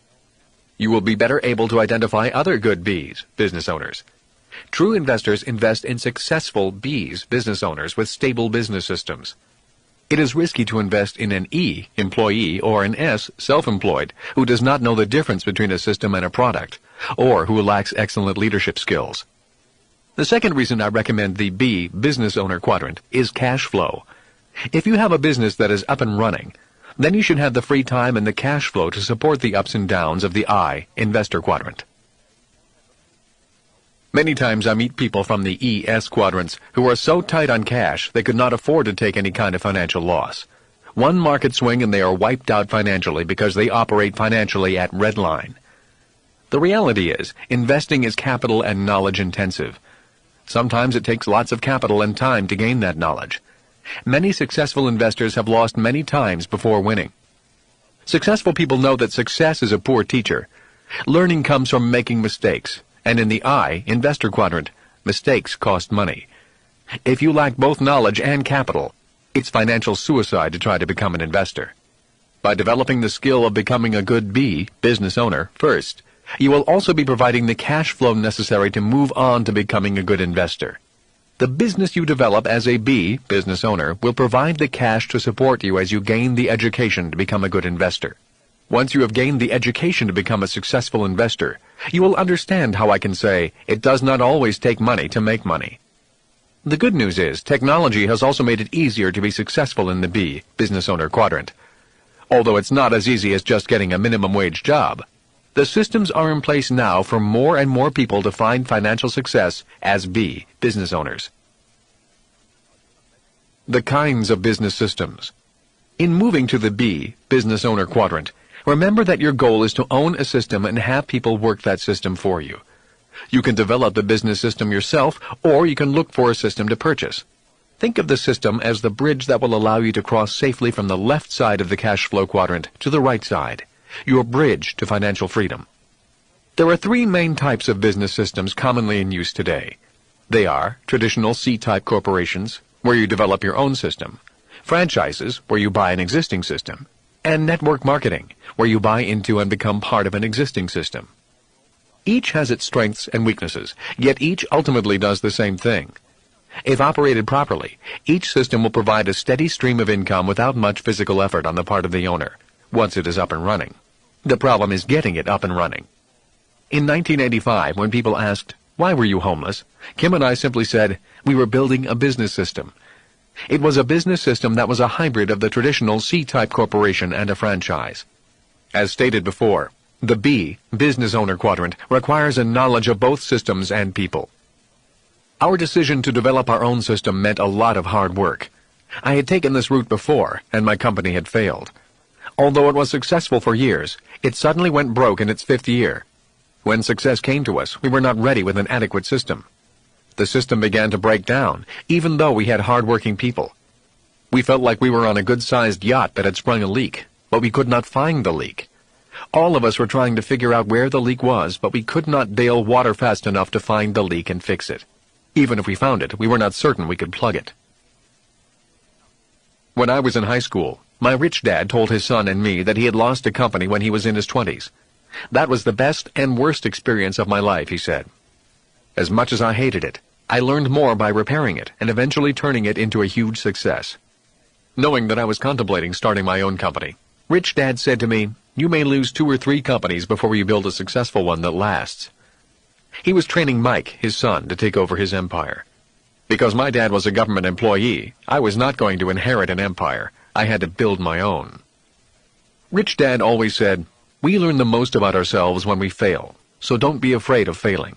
Failing is part of the process of success. You cannot have success without failure." So unsuccessful people are people who never fail. Maybe it was a self-fulfilling prophecy, but in 1984, the company that went down was my 3rd company. I had made millions and had lost millions, and was starting all over again when I met Kim. The reason I know she did not marry for my money is because I did not have any money. When I told her what I was going to do, build company number 4, she did not back away. "I'll build it with you," was her reply, and she was true to her word. Along with another partner, we built a business system with 11 offices worldwide that generated income regardless of whether we worked. Building it from nothing to 11 offices took 5 years of blood, sweat, and tears, but it worked. Both dads were happy for me and sincerely congratulated me. They had both lost money in my previous experiments at starting companies. When my rich dad began teaching me about becoming a B, business owner, There was only one kind of business. That was big business, a major corporation that usually dominated the town. In our town in Hawaii, it was the sugar plantation that controlled virtually everything, including the other big businesses. As I started high school, we began to hear about a thing called franchises, but none had come to our little town. We had not heard about McDonald's or Kentucky Fried Chicken or Taco Bell. They were not a part of our vocabulary while I was studying with Rich Dad. When we did hear rumors about them, we heard they were illegal, fraudulent scams and dangerous. Naturally, upon hearing those rumors, Rich Dad flew to California to begin checking franchises out rather than believing the gossip. When he returned, all he said was, "Franchises are the wave of the future," and he bought the rights to 2 of them. His wealth skyrocketed as the idea of franchises caught on, and he began selling his rights to other people so they could have a chance at building their own businesses. When I asked him if I should buy one from him, he simply said, "No. You've come this far in learning how to build your own business system. Don't stop now. Franchises are for people who do not want to build or do not know how to build their own systems. Besides, you don't have the $250,000 it takes to buy a franchise from me." The way I learned to become a B, business owner, was by being an apprentice to my Rich Dad. His son and I were both E's, employees, learning to be B's, business owners. And that is the way many people learn. It's called on-the-job training. This is the way many closely held family empires are passed on from one generation to the next. The problem is, not too many people are privileged or lucky enough to learn the behind-the-scene aspects of becoming a B, business owner. Most corporate management training programs are just that. The company only trains you to be a manager. Few teach what it takes to try to be a B, business owner. Often people get stuck in the S, self-employed quadrant in their journey to the B, business owner quadrant. This happens primarily because they do not develop a strong enough system, and so they end up becoming an integral part of the system. Successful B's, business owners, develop a system that will run without their involvement. How to learn to become a B, business owner. There are 3 ways you can make it to the B, business owner side quickly. You can find a mentor, buy a franchise, or develop network marketing. My Rich Dad was my mentor. A mentor is someone who has already done what you want to do and is successful at doing it. Do not find an advisor. An advisor is someone who tells you how to do it, but has not personally done it. Most advisors are in the S, self-employed quadrant. The world is filled with S's trying to tell you how to be a B or an I. My Rich Dad was a mentor, not an advisor. One of the biggest tips my Rich Dad gave was, be careful of the advice you take. While you must keep your mind open, always be first aware of which quadrant the advice is coming from. My Rich Dad taught me about systems and how to be a leader of people, not a manager of people. Managers often see their subordinates as inferiors. Leaders must direct people who are often smarter. A traditional way of learning about systems is to get your MBA from a prestigious school and get a fast-track job up the corporate ladder. An MBA is important because you learn the basics of accounting and how the financial numbers relate to the systems of a business. Yet, just because you have an MBA does not automatically mean you are competent to run all the systems that ultimately make up a complete business system. To learn about all the systems necessary in a big company, you'll need to spend 10 to 15 years there, learning all the different aspects of the business. You should then be prepared to leave and start your own company. Working for a successful major corporation is like being paid by your mentor. Even with a mentor and/or years of experience, this first method is labor-intensive. To create your own system requires a lot of trial and error, upfront legal costs, and paperwork. All of this occurs at the same time you're trying to develop your people.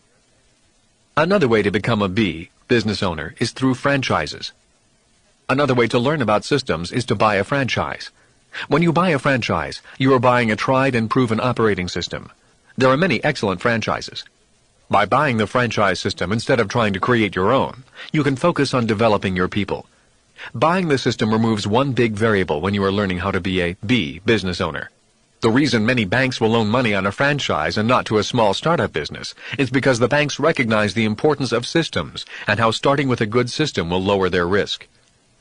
A word of caution if you buy a franchise. Please do not be an S, self-employed, who wants to do your own thing. If you buy a franchise system, be an E, employee. Just do it exactly the way they tell you to do it. Nothing is more tragic than the courtroom fights between franchisees and franchisors. The fights occur usually because the people who buy the system really want to do it their way, not the way the person who created the system wants it run. If you want to do your own thing, then do it after you've mastered both systems and people.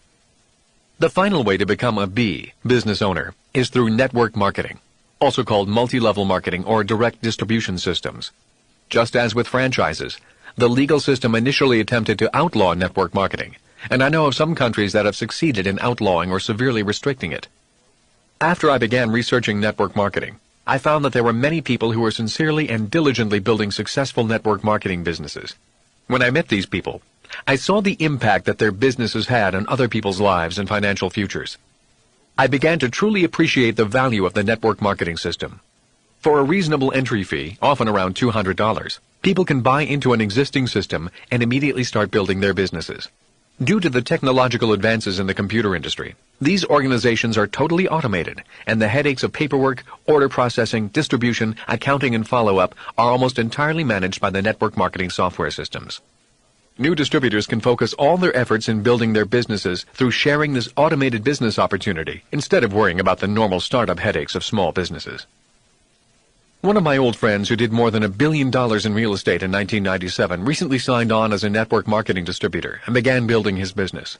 I was surprised to find him so diligently building a network marketing business because he definitely did not need the money. When I asked him why, he explained it this way. I went to school to become a CPA, and I have an MBA in finance. When people ask me how I became so rich, I tell them about the multi-million-dollar real estate transactions I do and the hundreds of thousands of dollars in passive income I receive each year from my real estate. I then notice that some of them withdraw or shy away.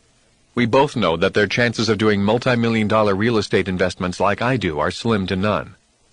Besides not having the educational background, they do not have the extra capital to invest. So I began to look for a way I could help them achieve the same level of passive income I developed from real estate, without going back to school for 6 years and spending 12 years investing in real estate. I believe network marketing gives people the opportunity to build up the passive income they need for support while they learn to become professional investors. That is why I recommend network marketing to them. Even if they have little money, they can still invest sweat equity for 5 years and begin to generate more than enough passive income to begin investing. By developing their own businesses, they have the free time to learn and the capital to invest with me in my bigger deals. My friend is now doing as well in his network marketing business as in his investment business. He told me, I did it initially because I wanted to help people find the money to invest, and now I'm getting rich from a whole new business. And that's why today I recommend people consider network marketing. Many famous franchises cost $1 million or more to buy. Network marketing is buying a personal franchise, often for less than $200. I know much of network marketing is hard work, but success in any quadrant is hard work. From my research into network marketing, I found 2 important things you can learn through their programs that are essential in becoming a successful B, business owner. To be successful, you need to learn to overcome your fear of being rejected and to stop worrying about what other people will say about you. So many times I've met people who hold themselves back simply because of what their friends might say if they did something different. I know because I was the same way. And you need to learn to lead people. Working with different kinds of people is the hardest thing about business.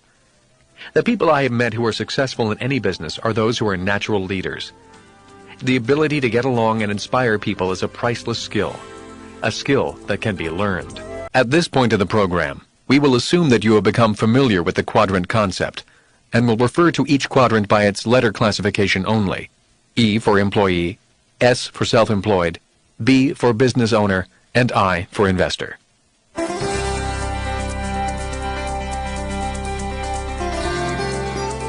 As I said, the transition from the left quadrant to the right quadrant is not so much what you do, but whom you have to become.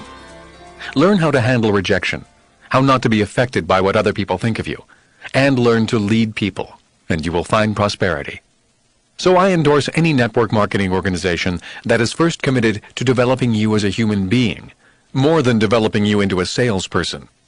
I would seek organizations that have successful track records, a distribution system, and a compensation plan that has been successful for years. A business opportunity you can succeed with, believe in, and share confidently with others. Ongoing, long-term educational programs to develop you as a human being. Self-confidence is vital on the right side of the quadrant, as well as a strong mentor program. You want to learn from leaders, not advisors. People who are already leaders on the right side of the quadrant and want you to succeed. And finally, I'd choose an organization that has people you respect and enjoy being with. If the organization meets these criteria, then and only then look at the product. A system is a bridge to freedom. Being homeless was not an experience I want to repeat. Yet for Kim and me, the experience was priceless. Today, freedom and security are found not so much in what we have, but what we know we can create with confidence. Since that time, we have created or helped develop a real estate company, an oil company, a mining company, and 2 education companies. So the process of learning how to create a successful system was beneficial for us. Yet I would not recommend the process to anyone unless they truly want to go through it. Until only a few years ago, the possibility of a person becoming successful in the B quadrant was only available to those who were brave or rich. Kim and I must have been brave because we certainly weren't rich. The reason so many people stay stuck in the left side of the quadrant is because they feel the risks involved in developing their own systems are too great. For them, it is smarter to remain safe and secure in a job. Today, primarily due to changes in technology, the risk in becoming a successful business owner has been greatly reduced, and the opportunity to own your own business system has been made available to virtually everyone. Franchises and network marketing took away the hard part of developing your own system. You acquire the rights to a proven system, and then your only job is to develop your people. Think of these business systems as bridges. Bridges that will provide a path for you to cross safely from the left side to the right side of the cash flow quadrant, your bridge to financial freedom. The 7 levels of investors. My rich dad once asked me, "What is the difference between a person who bets on horses and a person who picks stocks?" "I don't know," was my response. "Not much," was his answer. Never be the person who buys the stock. What you want to be when you grow up is the person who creates the stock that brokers sell and others buy. For a long time, I did not understand what my rich dad really meant. It was not until I started teaching investing to others that I really understood the different types of investors. A special thanks goes to John Burley, an authority in real estate and a fellow teacher. He developed the original 6 levels of investors, which I have modified over the years. See if you recognize anyone you know. Using this identification method in concert with the cash flow quadrant will allow you to understand the world of investors and learn how you can change your own attitudes and investment future. Level 0. Those with nothing to invest. These people have no money to invest. They either spend everything they make or spend more than they make. There are many rich people who would fall into this category because they spend as much or more than they make. Unfortunately, this 0 level is where about 50% of the adult population would be categorized. Level 1. Borrowers. These people solve financial problems by borrowing money. Often they even invest with borrowed money. Their idea of financial planning is robbing Peter to pay Paul. They live their financial lives with their heads in the sand like ostriches, hoping and praying that everything will work out. While they may have a few assets, the reality is that their level of debt is simply too high. For the most part, they are not conscious about money and their spending habits. Anything they own of value has debt attached to it. They use credit cards impulsively and then roll that debt into a long-term home equity loan so they can clean up their credit cards and then start charging again. If the value of their homes goes up, they borrow on the equity again or buy larger and more expensive homes. They believe the value of real estate only goes up. The words low down, easy monthly payments has always drawn their attention. They often purchase depreciating toys or doodads such as boats, swimming pools, vacations, and cars with those words in mind. They list these depreciating toys as assets and go back to the bank for another loan and wonder why they get turned down. Shopping is their favorite form of exercise. They buy things they don't need, saying to themselves, "Oh, go ahead, you deserve it," or "You're worth it," or "If I don't buy it now, I may never find it again at such a great price." They think spreading debt over a long period of time is smart, always kidding themselves that they'll work harder and pay off their bills someday. They spend everything they make and then some. If they have money, it gets spent. If they don't have the money, they borrow it. When asked what their problem is, they will say they just don't make enough money. They think more money will solve the problem. No matter how much they make, they only get deeper into debt. They fail to see that the problem is not necessarily income or lack of it, but rather their money habits. They often argue with loved ones about money, emphatically defending their need to buy this or that. They live in complete financial denial, pretending that miraculously their money problems will someday disappear, or they pretend they will always have enough money to spend on whatever they desire. This level of investor can often look rich. They may have big houses and flashy cars, but if you check, they buy on borrowed money. They may also make a lot of money, but they are one professional accident away from financial ruin. Level 2. Savers. These people put aside a small amount of money, usually on a regular basis. The money is in a low-risk, low-return vehicle such as a money market checking account, savings account, or certificate of deposit, CD. If they have an individual retirement account, IRA, they have it with a bank or in a mutual fund cash account. They often save to consume rather than to invest, saving for a new TV, car, vacation, etc. They believe in paying in cash. They are afraid of credit and debt. Instead, they like the security of money in the bank. Even when shown that in today's economic environment, savings give a negative return after inflation and taxes, they are still unwilling to take on much risk. Little do they know that the U.S. dollar has lost 90% of its value since 1950 and continues to lose value annually at a greater rate than the interest a bank pays them. They often have whole life insurance policies because they love the feeling of security. People in this group often waste their most precious asset, which is time, trying to save pennies. They spend hours clipping coupons from the newspaper, and then at the supermarket they hold up everyone else in line, fumbling to find those big savings. Instead of trying to save pennies, they could have put that time into learning how to invest. If they had put $10,000 into John Templeton's fund in 1954 and forgotten about it, it would have been worth $2.4 million in 1994. Or if they'd put $10,000 into George Soros's Quantum Fund in 1969, it would have been worth $22.1 million in 1994. Instead, their deep need for security, which is fear-based, keeps them saving in low-yield investments, such as bank CDs. You often hear these people saying, "A penny saved is a penny earned," or "I'm saving for the kids." The real truth is that there is often some deep insecurity running them in their lives. In truth, they often shortchange themselves and the people they are saving for. They are almost the exact opposite of the Level 1 investor. It is good to have some savings. It is recommended that you have 6 months to a year's worth of living expenses held in cash. But after that, there are far better and safer investment vehicles than money in the bank. To hold your money in the bank earning 5% while others are getting 15% and more is not a wise investment strategy. Level 3. Smart investors. There are 3 different types of investors in this group. This level of investor is aware of the need to invest. They may even participate in the company retirement plan, 401k, SEP, superannuation, pension, etc. Sometimes they even have outside investments in mutual funds, stocks, bonds, or limited partnerships. Generally, they are intelligent people who have a solid education. They make up the 2/3 of the country we call the middle class. However, when it comes to investing, they are often not educated or lack what the investment industry calls sophistication. Rarely will they read a company annual report or company prospectus. How could they? They were not trained to read financial reports. They lack financial literacy. They may have advanced college degrees and may be doctors or even accountants, but few have ever been formally trained and educated in the win-lose world of investing.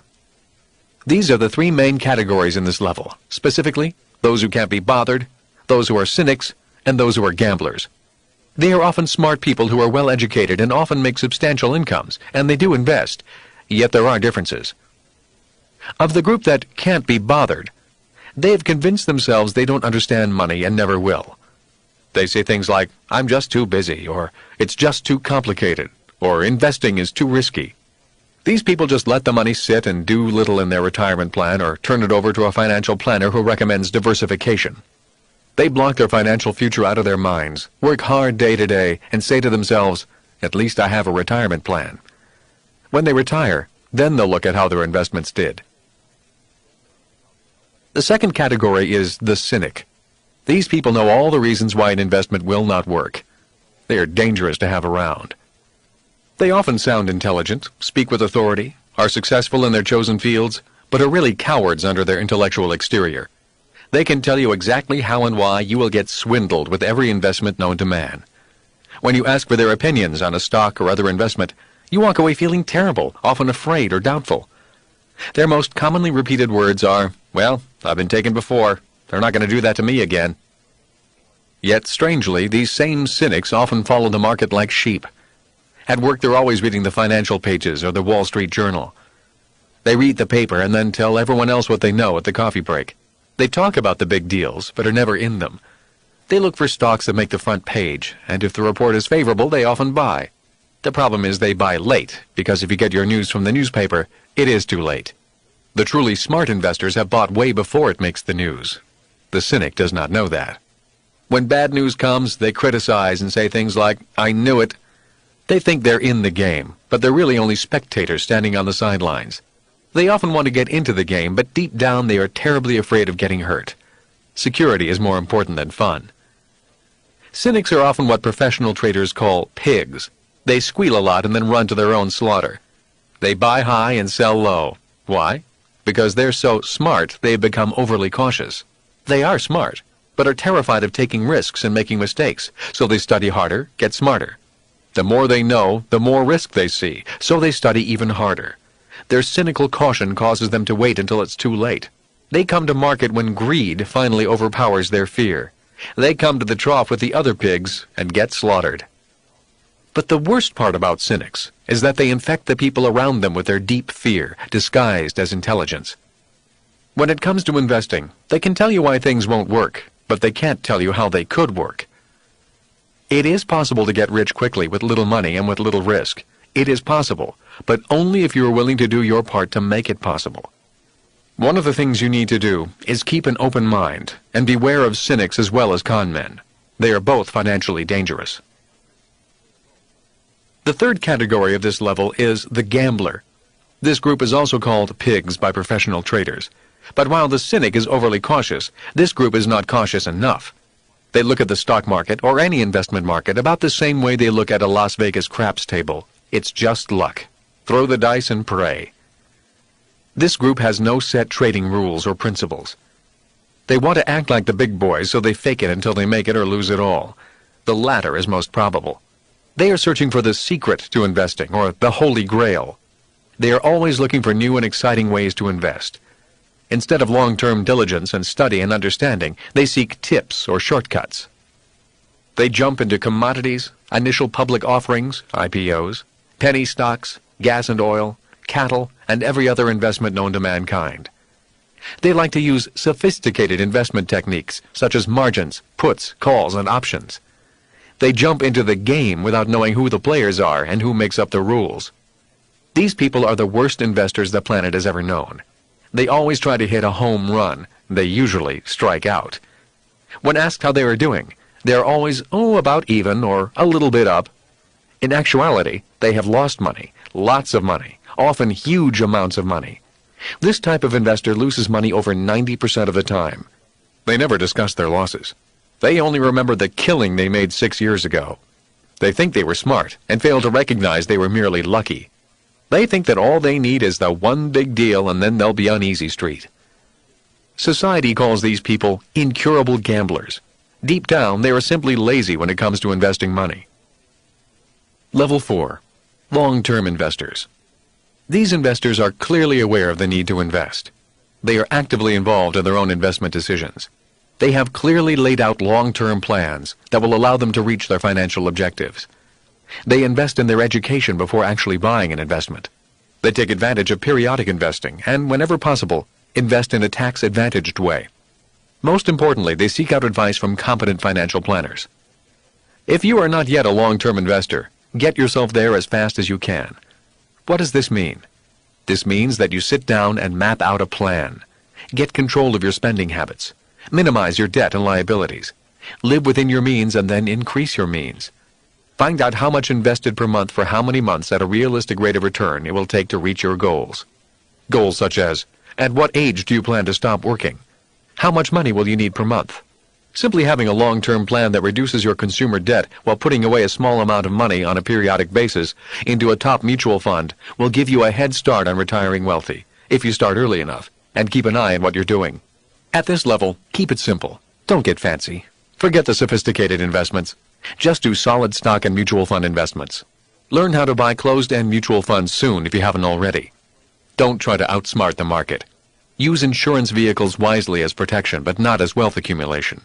A mutual fund like the Vanguard Index 500 fund, which in the past has outperformed 2/3 of all mutual funds year in and year out, is worth using as a benchmark.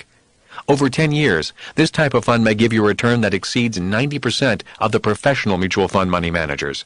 But always remember, there is no 100% safe investment. Index funds have their own inherent tragic flaws. Stop waiting for the big deal.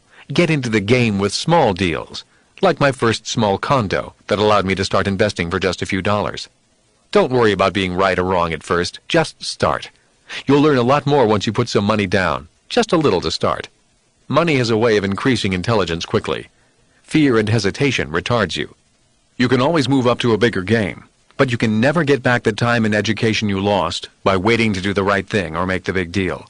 Remember, small deals often lead to bigger deals, but you must start. Start today. Don't wait. Reduce your credit card debt, get rid of doodads, and call a good no-load mutual fund, although there is no such thing as a true no-load fund. Sit down with your loved ones and work out a plan. Call a financial planner or go to the library and read about financial planning, and start putting money away, even if it's only $50 a month for yourself. The longer you wait, the more you waste one of your most precious assets, the intangible and priceless asset of time. An interesting note. Level 4 is where most of the millionaires in America come from. For people who don't like risk and would rather focus on their profession or career instead of spending a lot of time studying the subject of investing, Level 4 is a must if you want to live a prosperous and financially abundant life. For these individuals, it is even more important to seek the advice of financial planners. They can help you develop your investment strategy and get you started on the right track with a long-term investing pattern. This level of investor is patient and uses the advantage of time. If you start early and invest regularly, you can make it to phenomenal wealth. If you start late in life, past age 45, this level may not work, especially between now and the year 2010. Level 5. Sophisticated investors. These investors can afford to seek more aggressive or risky investment strategies. Why? Because they have good money habits, a solid foundation of money, and also investment savvy. They are not new to the game. They are focused, not usually diversified. They have a long track record of winning on a consistent basis, and they've had enough losses that give them the wisdom that only comes from making mistakes and learning from them. These are the investors that often buy investments wholesale rather than retail. They put their own deals together for their own use. Or they are sophisticated enough to get into deals that their capitalist friends, the Level 6 group, have put together that need investment capital. What determines whether people are sophisticated? They have a financial base that is sound from their profession, business, or retirement income, or have a base of solid conservative investments. These people have their personal debt-equity ratios in control, which means they have much more income than expenses. They are well educated in the world of investing and actively seek new information. They are cautious, yet not cynical, always keeping an open mind. They risk less than 20% of all their capital in speculative ventures. They often start small, putting a little money down so they can learn the business of investing, be it stocks, a business acquisition, a real estate syndication, buying foreclosures, etc. If they lost this 20%, it would not damage them or take food off their tables. They will look at the loss as a lesson, learn from it, and get back into the game to learn more, knowing that failure is part of the process of success. While hating to lose, they are not afraid of losing. If people are sophisticated, they can create their own deals with returns of 25% to infinity. They are classified as sophisticated because they have the extra money, a team of hand-picked professional advisors, and a track record to prove it. These investors know that bad economic times or markets offer them the best opportunities for success. They get into markets when others are getting out. They usually know when to get out. At this level, an exit strategy is more important than entry into the market. They are clear on their own principles and their rules of investing. Their vehicle of choice might be real estate, discounted paper, businesses, bankruptcies, or new issues of stocks. While they take risks greater than the average person, they abhor gambling. They have plans and specific goals. They study on a daily basis. They read the paper, read magazines, subscribe to investment newsletters, and attend investment seminars. They actively participate in the management of their investments. They understand money and know how to have money work for them. Their main focus is on increasing their assets, rather than investing so they can make a few extra bucks to spend. They reinvest their gains to build a bigger asset base. They know that building a strong asset base that throws off high cash yields or high returns with minimal tax exposure is the path to great long-term wealth. They often teach this information to their children and pass on the family fortune to the generations that follow in the form of corporations, trusts, and partnerships. They personally own little. Nothing is found in their names for tax purposes, as well as for protection from Robin Hoods who believe in taking from the rich to give to the poor. But although they own nothing, they control everything through corporations. They control the legal entities that own their assets. They have a personal board of directors to help them manage their assets. They take advice and learn. This informal board is comprised of a team of bankers, accountants, attorneys, and brokers. They spend a small fortune on solid professional advice, not only to increase their wealth, but also to protect their wealth from family, friends, lawsuits, and the government. Even after they have departed this life, they are still controlling their wealth. These people are often called stewards of money. Even after death, they continue to direct the fate of the money they created. Level 6. Capitalists. Few people in the world reach this level of investment excellence. In America, less than 1 person in 100 is a true capitalist. This person is usually an excellent B as well as an I, because he or she can create a business and an investment opportunity simultaneously. A capitalist's purpose is to make more money by synergistically orchestrating other people's money, other people's talents, and other people's time. Often they are the movers and shakers that allow America and other great countries to become great financial powers. These are the Kennedys, Rockefellers, Fords, J. Paul Gettys, and Ross Perot's. It is the capitalists that provide the money that create the jobs, the businesses, and the goods that make a country prosper. Level 5 investors generally create investments only for their own portfolio using their own money. True capitalists, on the other hand, create investments for themselves and others by using the talents and finances of other people. True capitalists create investments and sell them to the market. True capitalists do not need money to make money, simply because they know how to use other people's money and other people's time. Level 6 investors create the investments that other people buy. They often make other people rich, create jobs, and make things happen. In good economic times, true capitalists do well. In bad economic times, true capitalists get even richer. Capitalists know that economic chaos means new opportunities. Returns of 100% to infinity are expected. That's because they know how to manage risk and how to make money without money. They can do this because they know that money is not a thing, but merely an idea created in their heads. While these people have the same fears everyone has, they use that fear and turn it into excitement.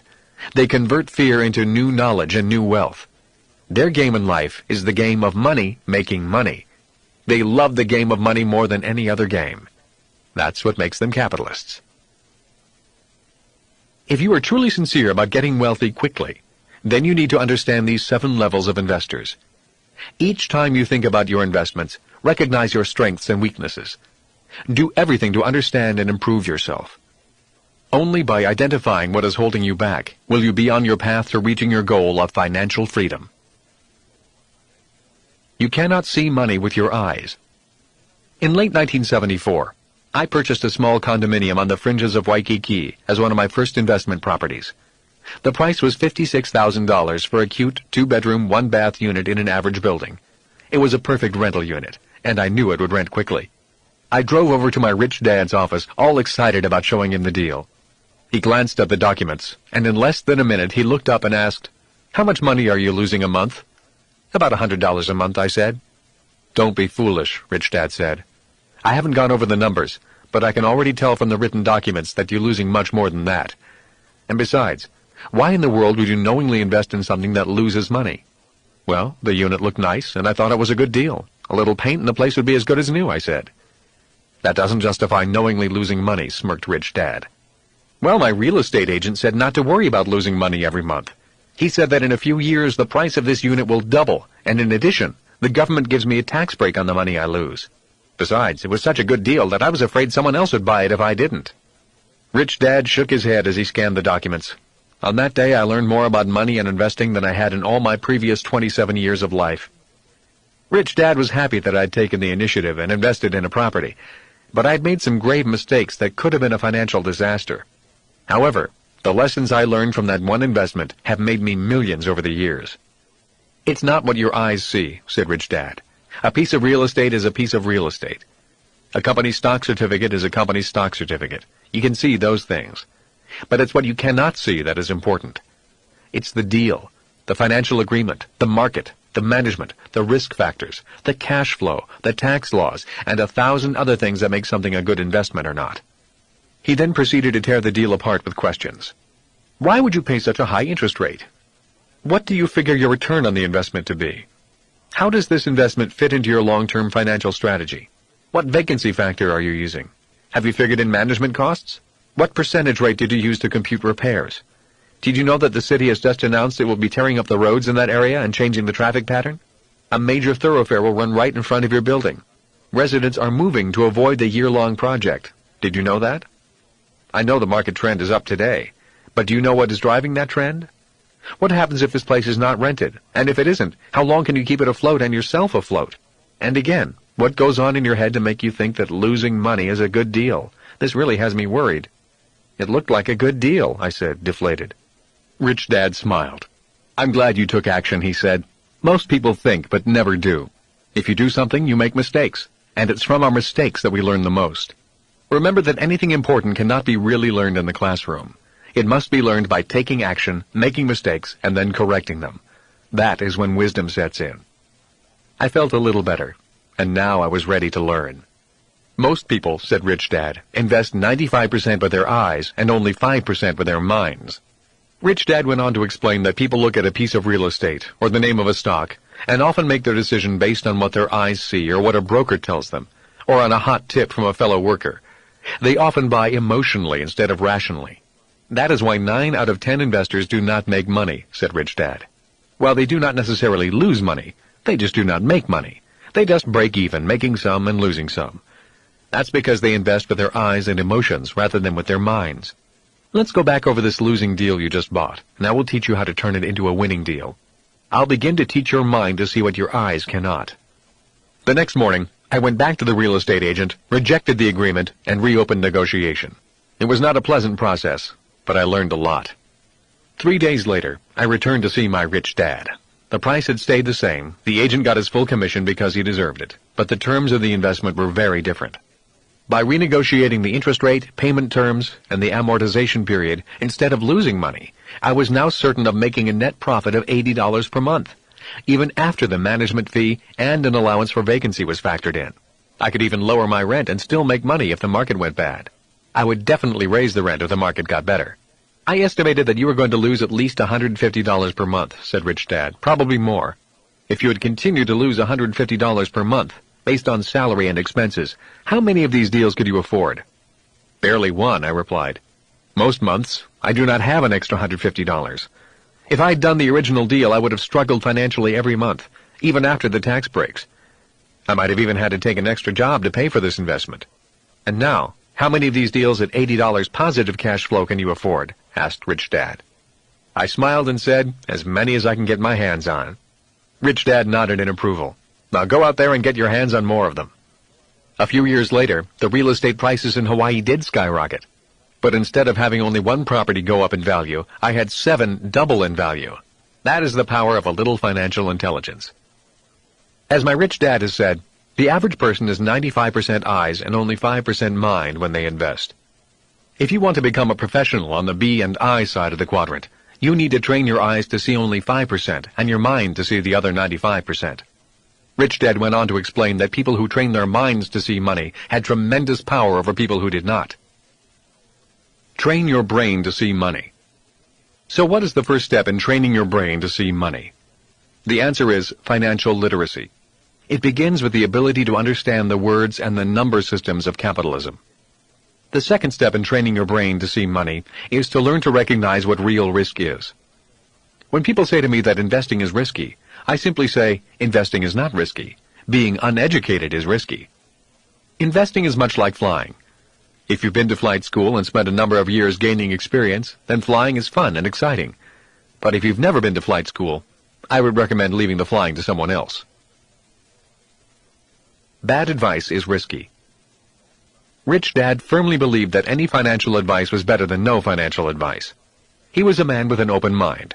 He was courteous and listened to many people. But ultimately, he relied on his own financial intelligence to make his decisions. Rich Dad also said, your advisors can only be as smart as you are. If you are not smart, they cannot tell you that much. If you are financially well educated, competent advisors can give you more sophisticated financial advice. If you are financially naive, they must by law offer you only safe and secure financial strategies. If you are an unsophisticated investor, they can only offer low-risk, low-yield investments. They'll often recommend diversification for unsophisticated investors. Few advisors choose to take the time to teach you. Their time is also money. So if you will take it upon yourself to become financially educated and manage your money well, Then a competent advisor can inform you about investments and strategies that only a few will ever see. But first, you must do your part to get educated. Is your banker lying to you? Rich Dad had several bankers he dealt with. They were an important part of his financial team. While he was close friends with and respected his bankers, he always felt that he had to watch out for his own best interests, as he expected the bankers to look out for their own best interests. After my 1974 investment experience, he asked me this: when bankers say that your house is an asset, are they telling you the truth? Since most people are not financially literate and do not know the game of money, they often must take the opinion and advice of people they tend to trust. If you are not financially literate, then you need to trust someone you hope is financially literate.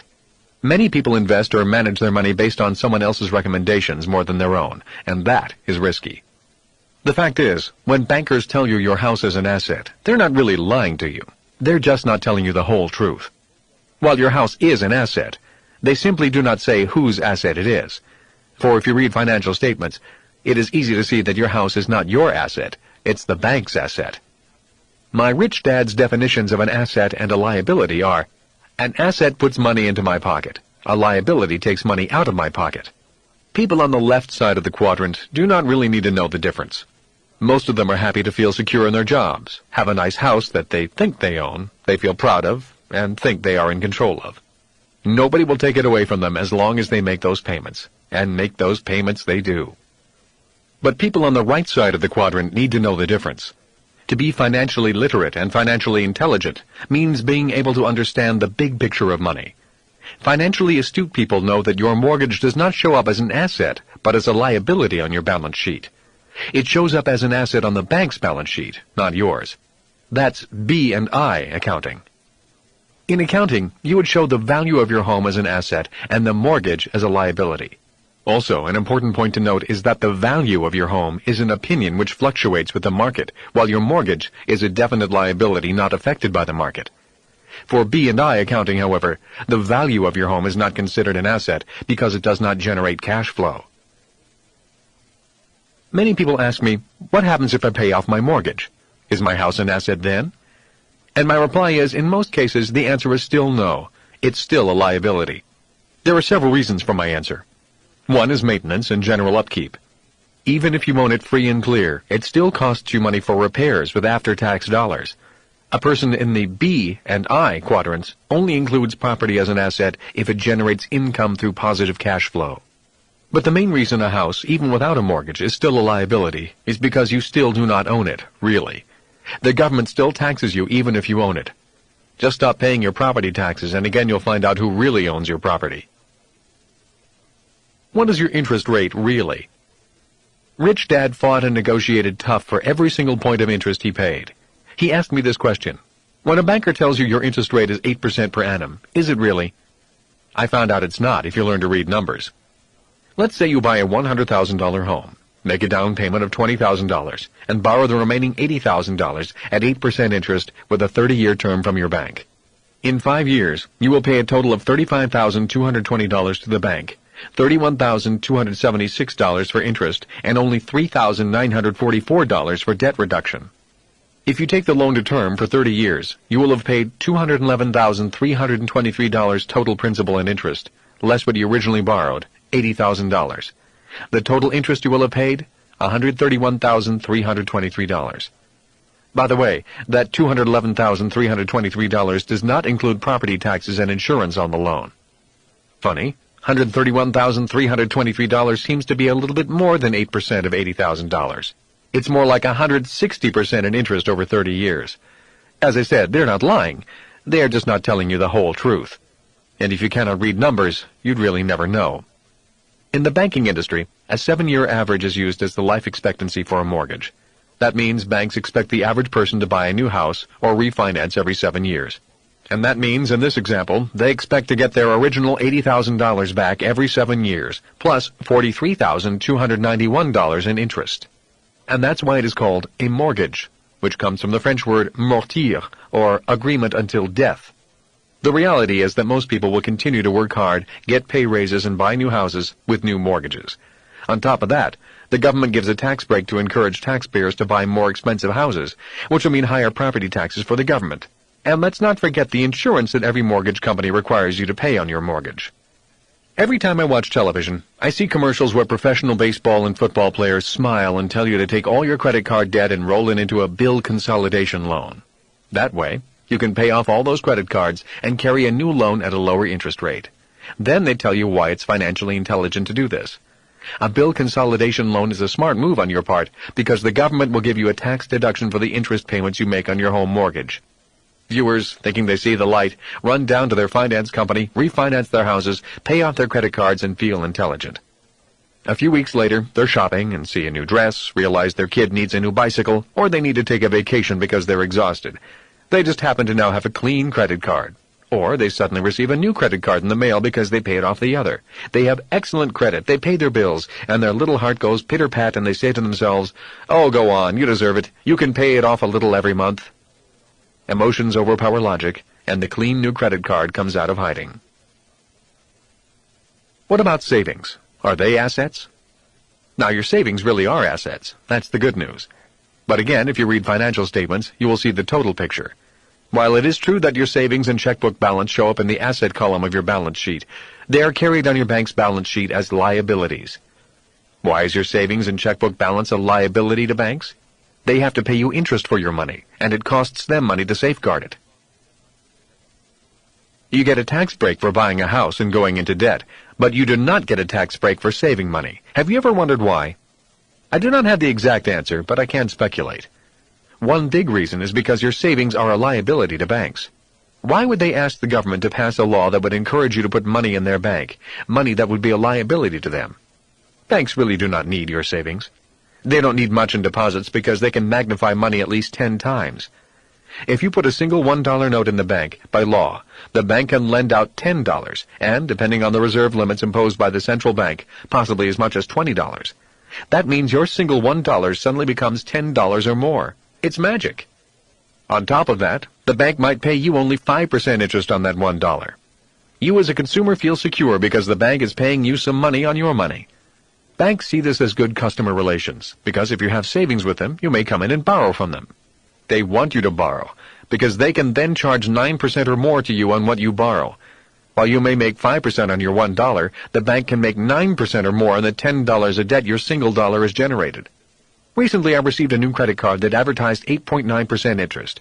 But if you understood the legal jargon in the fine print, it was really 23%. Needless to say, that credit card was cut in half and mailed back.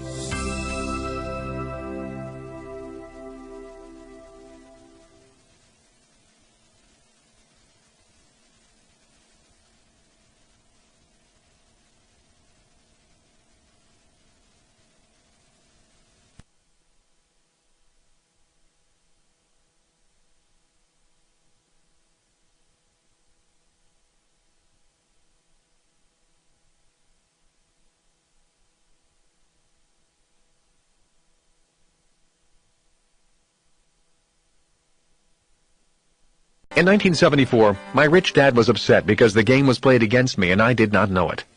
I had bought this investment and had taken a losing position, yet I had been led to believe it was a winning position. Rich Dad then explained the basics of the game. The name of the game of capitalism is who is indebted to whom. Once I knew the game, he said, then I could be a better player, instead of someone who just had the game run all over him. The more people you are indebted to, the poorer you are, said Rich Dad. And the more people you have indebted to you, the wealthier you are. That is the game. We are all in debt to someone else. The problems occur when the debt gets out of balance. If you are going to play the game, then you had best learn the game, know the rules, speak the same language, and know with whom you're playing. Rich Dad drew the Cashflow Quadrant.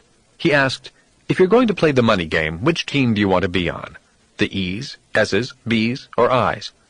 Or which side of the court do you want to be on? The right side or the left? I pointed to the right side of the quadrant. Good, said Rich Dad.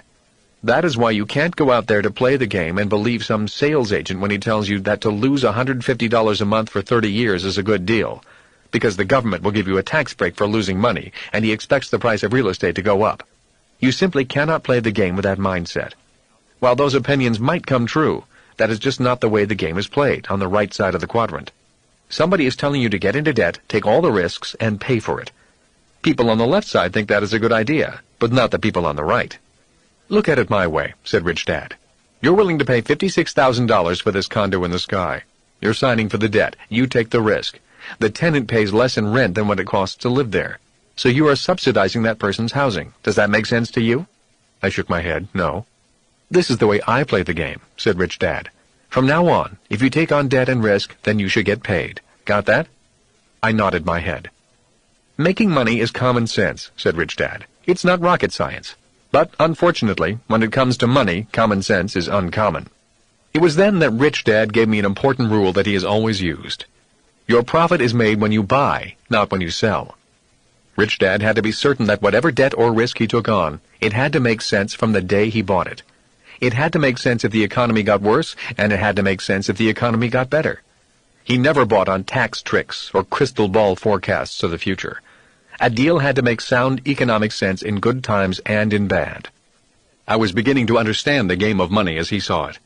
And the game of money was to see others become indebted to you, and to be careful to whom you became indebted.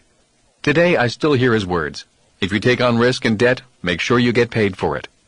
Rich Dad had debt, but he was careful when he took it on. If you take on debt personally, make sure it's small. If you take on large debt, make sure someone else is paying for it.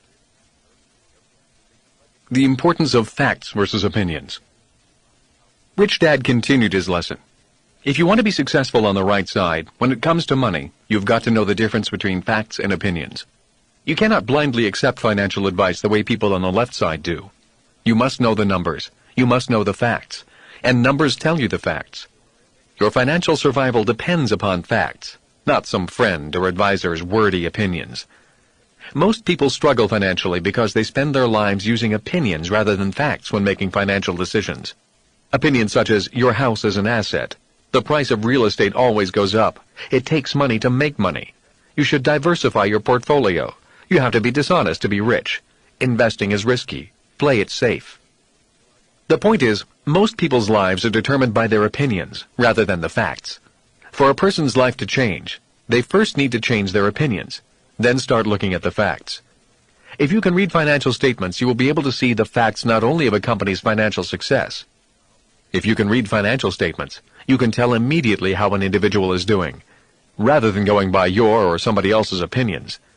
One is not better than the other, but to be successful in life, especially financially, you must know the difference. If you cannot verify something as a fact, then it is an opinion. Financial blindness is when people cannot read numbers, so they must take someone else's opinion. Financial insanity is caused when opinions are used as facts. If you want to be on the right side of the quadrant, you must know the difference between facts and opinions. Few lessons are more important than this one. I sat there listening quietly, doing my best to understand what he was saying. Do you know what due diligence means? Rich Dad asked. I shook my head. Due diligence simply means finding out what are opinions and what are facts. When it comes to money, most people are either lazy or searching for shortcuts, so they do not do enough due diligence. And there are still others who are so afraid of making mistakes that all they do is due diligence and then do nothing. Too much due diligence is also called analysis paralysis. The point is, you must know how to sift through the facts and opinions, then make your decision. Most people are in financial trouble today simply because they've taken too many shortcuts and are making life's financial decisions based upon opinions. The opinions of an E, employee, or an S, self-employed, and not on the facts. If you want to be a B, business owner, or an I, investor, you must be keenly aware of the difference. Learning the game of money and how it is played is an important part of your journey to financial freedom. More important, though, is whom you need to become to move to the right side of the cash flow quadrant. We can be anything we want. Most of us have the potential to be successful in all of the quadrants. It all depends on how determined we are to be successful. As my rich dad said, passion builds businesses, not fear. The problem with changing quadrants is often in our past conditioning. Many of us came from families where the emotion of fear was used as a prime motivator to get us to think and act in a certain way. For example, how often have you heard, if you don't get good grades, you won't get a safe, secure job with benefits? Well, today many people have gotten good grades, but there are fewer safe, secure jobs and even fewer with benefits, like retirement plans. So many people, even those with good grades, need to mind their own business and not just look for a job where they will mind someone else's business. How do I get rich? When I'm asked, where did I learn my formula for getting rich, I reply, playing the game of Monopoly as a kid. Some people think I'm kidding, and others wait for the punchline, expecting a joke. Yet it is not meant as a joke, and I'm not kidding. The formula for getting rich in Monopoly is simple, and it works in real life as well as in the game. 4 green houses, 1 red hotel. You may recall that the secret to wealth when playing Monopoly is simply to buy 4 green houses and then trade them in to buy a large red hotel. That is all it takes, and that is the same investment formula for wealth my wife and I used. When the real estate market was really bad, we bought as many small houses as we could with the limited money we had. When the market improved, we traded in the 4 green houses and bought a large red hotel. We never have to work because the cash flow from our large red hotel, apartment houses, and mini storages pays for our lifestyle. Doing what rich people do is easy. One of the reasons there are so many wealthy people who did not do well in school is because the to-do part of becoming wealthy is simple. There is a classic book I recommend you read, Think and Grow Rich by Napoleon Hill. I read this book as a youngster, and it greatly influenced the direction of my life. In fact, it was my rich dad who first recommended that I read this book, and others like it. There is a good reason why it's titled Think and Grow Rich and not Work Hard and Grow Rich or Get a Job and Grow Rich. The fact is, people who work the hardest do not wind up rich. If you want to be rich, you need to think. Think independently rather than go along with the crowd. In my opinion, one great asset of the rich is that they think differently from everyone else. If you do what everyone else does, you'll wind up having what everyone else has. And for most people, what they have is years of hard work, unfair taxes, and a lifetime of debt. When someone asks me, what do I have to do to move from the left side of the quadrant to the right side? My response is, it's not what you have to do that needs to change. It's first how you think that needs to change. In other words, it's who you have to be in order to do what needs to be done. Years ago, I was in a class on goal setting. It was the mid-1970s, and I really could not believe I was spending $150 in a beautiful Saturday and Sunday to learn how to set goals. I would rather have been surfing. Instead, here I was paying someone to teach me how to set goals. I nearly backed out several times, but what I learned from that class has helped me achieve what I want in life. The instructor put up on the board these 3 words: be, do, have. She then said, goals are the have part of these 3 words. Once most people figure out what they want to have, their goal, they begin listing what they have to do. That is why most people have to-do lists. They set their goal and then begin doing. She discussed investments, saying, many people think that buying stocks or mutual funds will make them rich. Well, simply buying stocks, mutual funds, real estate, and bonds will not make you rich. Just doing what professional investors do does not guarantee financial success. People who have a loser mentality will always lose, no matter what stock, bond, real estate, or mutual fund they buy. Next, she used an example of finding the perfect romantic partner. So many people go to bars or to work or to their church looking for the perfect person. That is what they do. What they do is go and look for the right person instead of working on being the right person. Here's one of her examples about relationships. In marriage, many people try to change the other person so they can have a better marriage. Instead of trying to change the other person, which often leads to fights, it is better to change yourself first, she said. Don't work on the other person. Work on your thoughts about the other person. As she was talking about relationships, my mind drifted to the many people I had met over the years who were out to change the world, but were not getting anywhere. They wanted to change everyone else, but not change themselves. And when it comes to money, she said, many people try to do what the rich do and to have what the rich have. So they go out and buy a house that looks rich, a car that looks rich, and send their kids to the schools where the rich send their kids. All this does is cause these people to do by working harder and to have more debt, which causes them to work even harder, which is not what the truly rich do. My rich dad did not use these same words, but he did often say to me, people think that working hard for money and then buying things that make them look rich will make them rich. In most cases, it doesn't. It only makes them more tired. They call it keeping up with the Joneses, and if you notice, the Joneses are exhausted.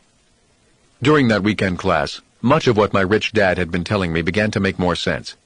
For years, he lived modestly. Instead of working hard to pay bills, he worked hard to acquire assets. If you saw him on the street, he looked like everyone else. He drove a pickup truck, not an expensive car. Then, one day, when he was in his late 30s, he emerged as a financial powerhouse. People took notice when he suddenly bought one of the prime pieces of real estate in Hawaii. After his name hit the paper, it was then people realized that this quiet, unpretentious man owned many other businesses, lots of prime real estate, and when he spoke, his bankers listened. Few people ever saw the modest house he lived in. After he was flush with cash and cash flow from his assets, he then bought a new large house for his family. He did not take out a loan. He paid cash. After that weekend class on goal setting, I realized that many people tried doing what they thought the rich did and tried having what the rich had. They often would buy big houses and invest in the stock market because that is what they thought the rich did. Yet what my rich dad was trying to tell me was, if they still thought and had the same beliefs and ideas of a poor person or middle-class person, then did what the rich did, they would still wind up having what the poor and middle class have. Be, do, have began to make sense. Rich Dad's cash flow quadrant is about being, not doing. Moving from the left side of the quadrant to the right side of the quadrant is not so much about doing, but more about being. The good news is that it does not cost much money to change your thinking. In fact, it can be done for free. The bad news is that sometimes it's hard to change some deep core thoughts about money that are handed down from generation to generation, or thoughts that you learn from friends, from work, and from school. Yet it can be done. And this is what this recording is primarily about. It's not so much a how-to book on what to do to become financially free. It's not about what stocks to buy or what mutual fund is safest. This program is primarily about strengthening your thoughts, being, so that you can take the action, doing, that will enable you to become financially free, having. For people contemplating making the crossing from one quadrant to another, an important part of the process is to be aware of your internal dialogue, or conversations within you. And always remember that what sounds logical in one quadrant does not make sense in another quadrant. The process of going from job or financial security to financial freedom is primarily a process of changing your thinking. It is a process of doing your best to know which thoughts are emotion-based and which thoughts are logic-based. If you can keep your emotions in check and go for what you know to be logical, you have a good chance of making the journey. No matter what anyone is saying to you from the outside, the most important conversation is the one you are having with yourself on the inside. That is why my rich dad forbade me from saying, I can't afford it.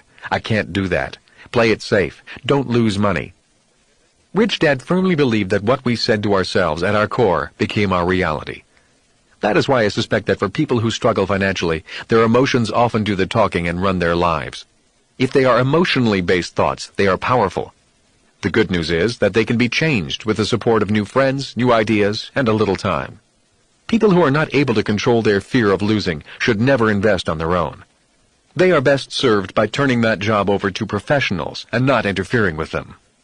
As an interesting note, I have met many professional people who are fearless when investing other people's money and able to make lots of money. But when it comes to investing or risking their own money, their fear of losing becomes too strong and they ultimately lose. Their emotions do the thinking rather than their logic.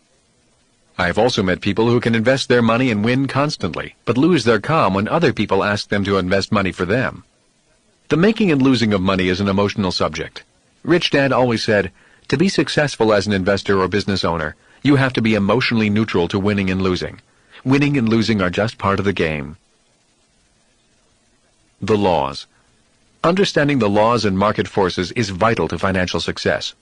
Great transfers of wealth often occur when laws and markets change, so it is important to pay attention if you want to have those changes work in your favor and not against you.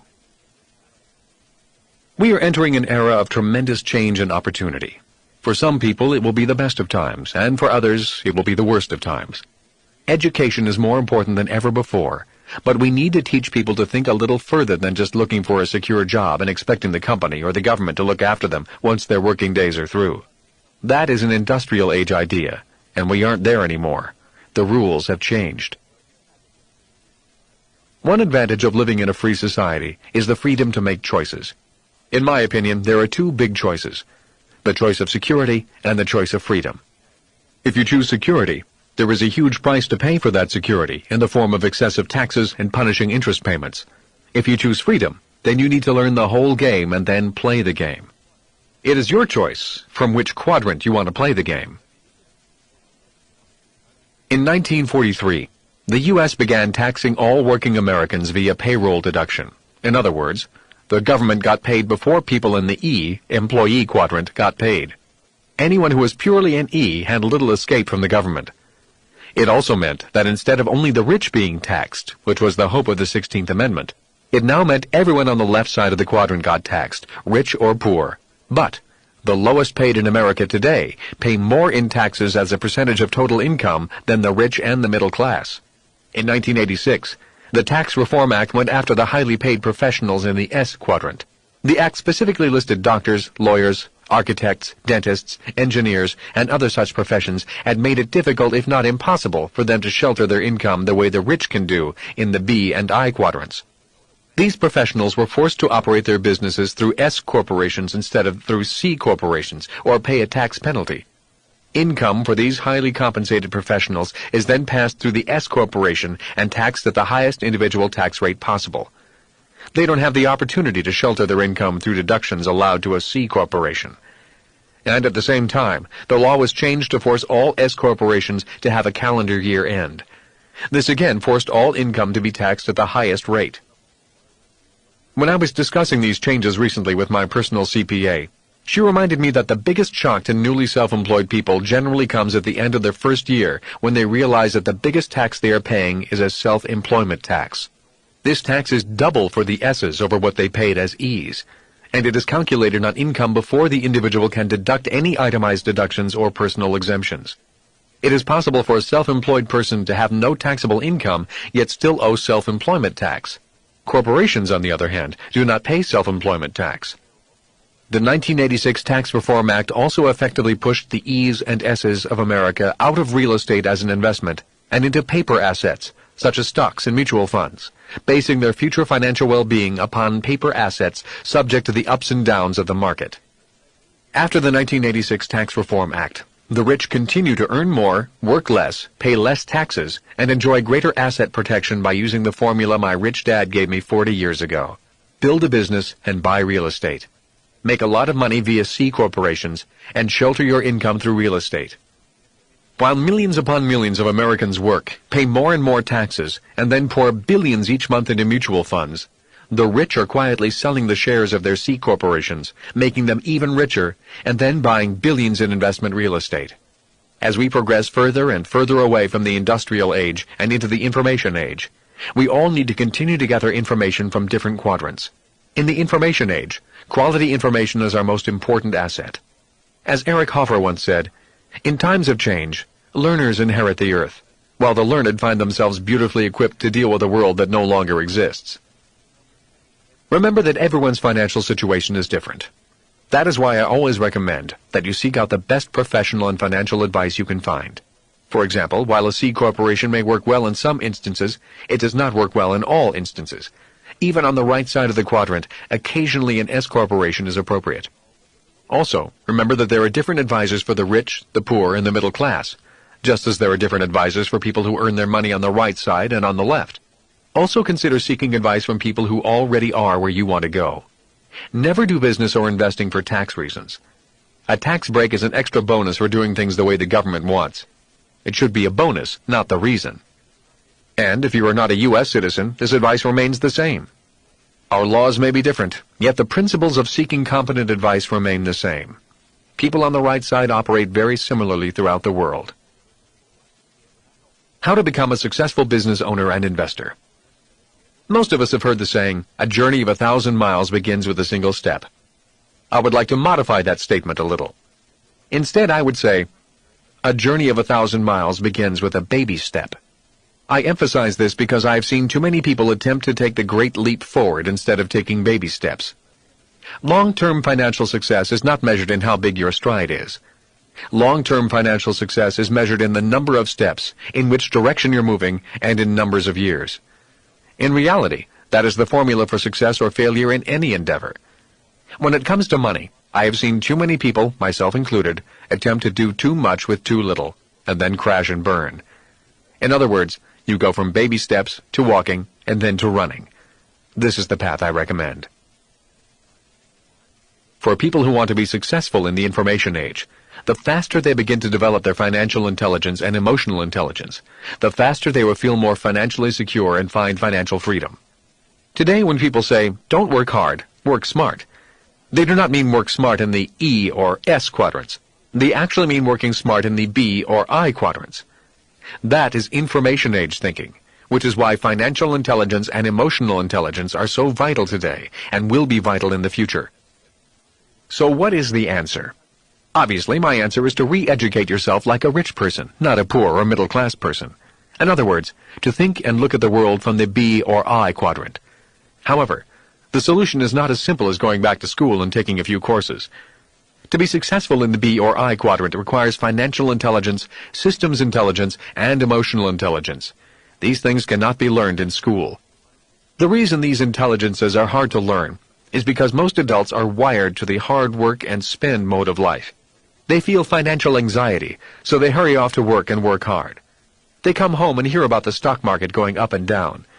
The anxiety grows, so they go shopping for a new house or car, or they go and play golf to avoid the anxiety.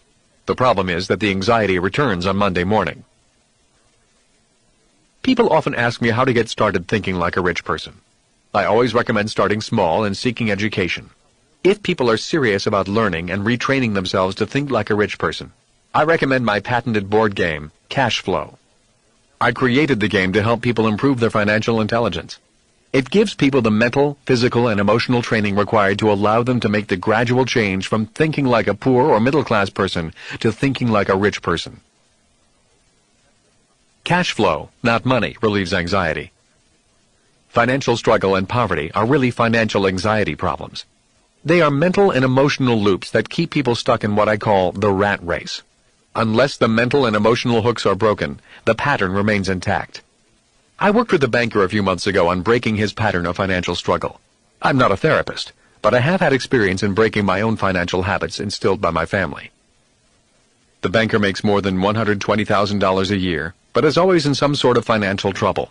He has a beautiful family, 3 cars, a big house, a vacation home, and he looks the part of a prosperous banker. When I looked at his financial statement, however, I found he had a financial cancer that would be terminal in a few years if he did not change his ways. The first time he and his wife played Cashflow, he struggled and fidgeted almost uncontrollably. His mind was wandering, and he could not seem to grasp the game. After 4 hours of play, he was stuck. Everyone else had completed the game, but he was still in the rat race. So I asked him as we put the game away what was going on.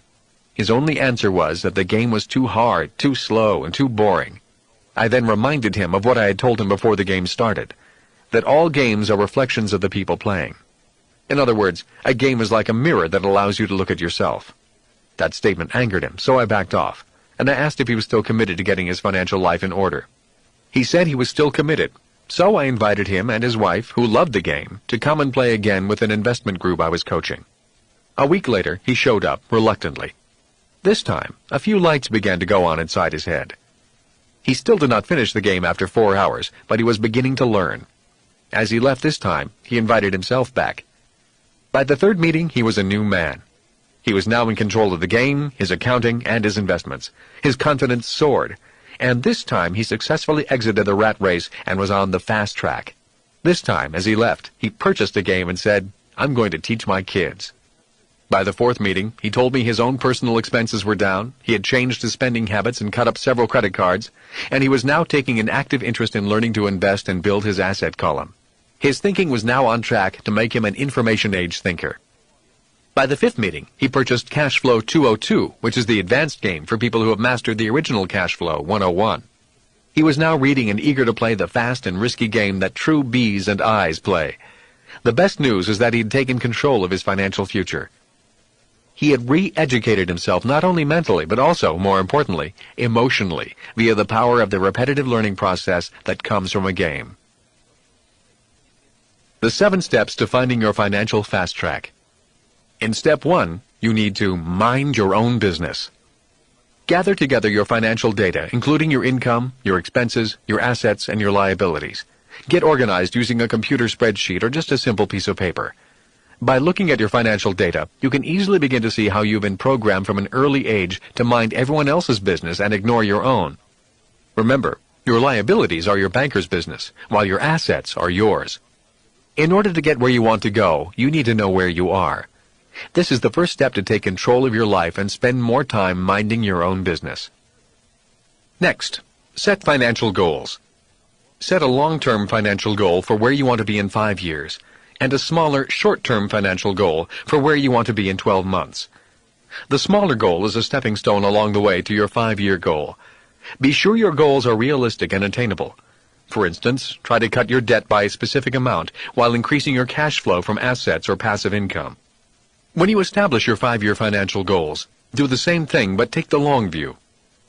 Now that you know where you are financially today and have set your goals, you need to get control of your cash flow so that you can achieve your goals. Step 2. Take control of your cash flow.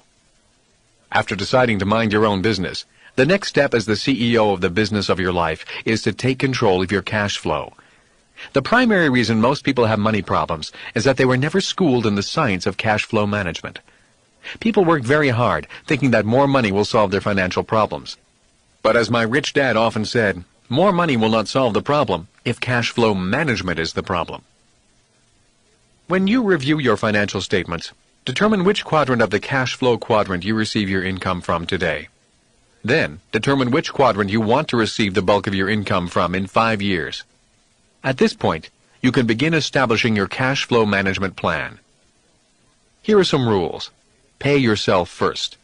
Put aside a set percentage from each paycheck or each payment you receive from other sources. Deposit that money into an investment savings account. Once your money goes into the account, never take it out until you are ready to invest it. Also, focus on reducing your personal debt. If you have credit cards with outstanding balances, cut up all your credit cards except for 1 or 2. Any new charges you add to the 1 or 2 cards you now have must be paid off every month. Do not incur any further long-term debt. Then come up with $150 to $200 extra per month. Now that you're becoming more and more financially literate, this should be relatively easy to do. If you cannot generate an additional $150 to $200 per month, then your chances for financial freedom may only be a pipe dream. You will now pay the minimum plus the $150 to $200 on that one credit card. Pay only the minimum amount due on all other credit cards. Once the first card is paid off, then apply the total amount you are paying each month on that card to your next credit card. You are now paying the minimum amount due on the second card plus the total monthly payment you were paying on your first credit card. Continue this process with all your credit cards and other consumer credit, such as store charges, etc. With each debt you pay off, apply the full amount you were paying on that debt to the minimum payment of your next debt. As you pay off each debt, the monthly amount you are now paying on the next debt will escalate. Once all your credit cards and other consumer debt is paid off, continue the procedure with your car and house payments. If you follow this procedure, you will be amazed at the shortened amount of time it takes for you to be completely debt-free. Most people can be debt-free within 5 to 7 years. Now that you are completely debt-free, take the monthly amount you are paying on your last debt and put that money towards investments. Build your asset column. That's how simple it is. Step 3. Know the difference between risk and risky. I often hear people saying investing is risky. I disagree. Instead, I say being uneducated is risky. To my rich dad, to spend your life working hard for money only to have it go out as fast as it comes in is not a sign of high intelligence. Due to the lack of financial intelligence, many educated people will put themselves into positions of high financial risk. My rich dad called it financial red line, meaning income and expenses are nearly the same every month. These are the people who cling desperately to job security, are unable to change when the economy changes, and often destroy their health with stress and worry. And these are often the same people who say, business and investing is risky. In my opinion, business and investing is not risky. Being undereducated is. Similarly, being misinformed is risky, and relying on a safe, secure job is the highest risk anyone can take. Buying an asset is not risky. Buying liabilities you have been told are assets is risky. Minding your own business is not risky. Minding everyone else's business and paying them first is risky. Step 4. Decide what kind of investor you want to be. Most people struggle financially because they avoid financial problems. One of the biggest secrets my rich dad taught me was that if you want to acquire great wealth quickly, take on great financial problems. In addition to the 7 levels of investors, I would like to add one more distinction that defines the 3 different types of investors. There are Type A, or investors who seek problems. Then there are Type B, or investors who seek answers. Finally, there are Type C, or what I call Sergeant Schultz investors. I know nothing. Let me address these types of investors in reverse order. Type C investors. The name Sergeant Schultz comes from the lovable character in the TV series Hogan's Heroes. When he knows something is wrong, all Schultz says is, "I know nothing." Most people, when it comes to investing, take the same attitude. Can Sergeant Schultz investors still achieve great wealth? The answer is yes. They can get a job with the federal government, marry someone rich, or win the lottery. Type B investors often ask such questions as, what do you recommend I invest in? Do you think I should buy real estate? What mutual funds are good for me? Type B investors should immediately interview several financial planners, choose one, and start taking their advice. Financial planners, if they're good, provide excellent technical knowledge and can often help you establish a financial game plan for your life. Type A investors look for problems. In particular, they look for problems caused by those who get into financial trouble. Investors who are good at solving problems expect to make returns of 25% to infinity on their money. They're typically level 5 and level 6 investors who have strong financial foundations. Can you be all three types of investors? In reality, I operate as all three types of investors. I am a Sergeant Schultz or a Type C investor when it comes to mutual funds or picking stocks. I do have a few mutual funds, but I really do not spend much time studying them. I can achieve better results with my apartment houses than with mutual funds. As a Type B investor, I seek professional answers to my financial problems. I seek answers from financial planners, stockbrokers, bankers, and real estate brokers. They are closer to the market and are, I trust, more up to date with changes in the laws and the markets. The advice of my financial planner is priceless simply because she knows trusts, wills, and insurance far better than I ever will. Everyone should have a plan. There is much more to investing than simply buying and selling. Years ago, my rich dad encouraged me to develop my skills as a business owner and investor. He also said, then practice solving problems. For years, that is all I've done. I know that inside of every problem lies an opportunity, and opportunities are what real investors are after. Step 5. Seek mentors. Mentors tell us what is important. Find somebody who's been there, and choose your mentors wisely. My highly educated but poor dad thought that a job with a high salary was important, and that buying the house of your dreams was important. He also believed in paying bills first and living below your means. My rich dad taught me to focus on passive income and spend time acquiring the assets that provided passive or long-term residual income. Both dads served as strong mentors for me as I grew up. The fact that I chose to follow the financial advice of my rich dad did not lessen the impact that my educated but poor dad had on me as well. I would not be who I am today without the strong influence of both these men. Step 6. Make disappointment your strength. Be prepared to be disappointed. Rich Dad often said, only fools expect everything to go the way they want. Expecting to be disappointed is a way of mentally and emotionally preparing yourself to be ready for surprises that you may not want. By being emotionally prepared, you can act with calm and dignity when things do not go your way. If you're calm, you can think better. Try new things and expect disappointment, but always have a mentor standing by to coach you through the experience. And be kind to yourself. We all make mistakes. We all feel upset and disappointed when things do not go our way. Yet the difference lies in how we internally process that disappointment. Tell the truth. The future belongs to those who can change with the times and use personal disappointments as building blocks for the future. The key to this step is to take action. Reading, watching, and listening are all crucial to your education, but you must also start doing. Step 7. The power of faith. Even though you may not be good at everything, take time developing what you need to learn and your world will change rapidly. Never run from what you know you need to learn. Face your fears and doubts, and new worlds will open to you.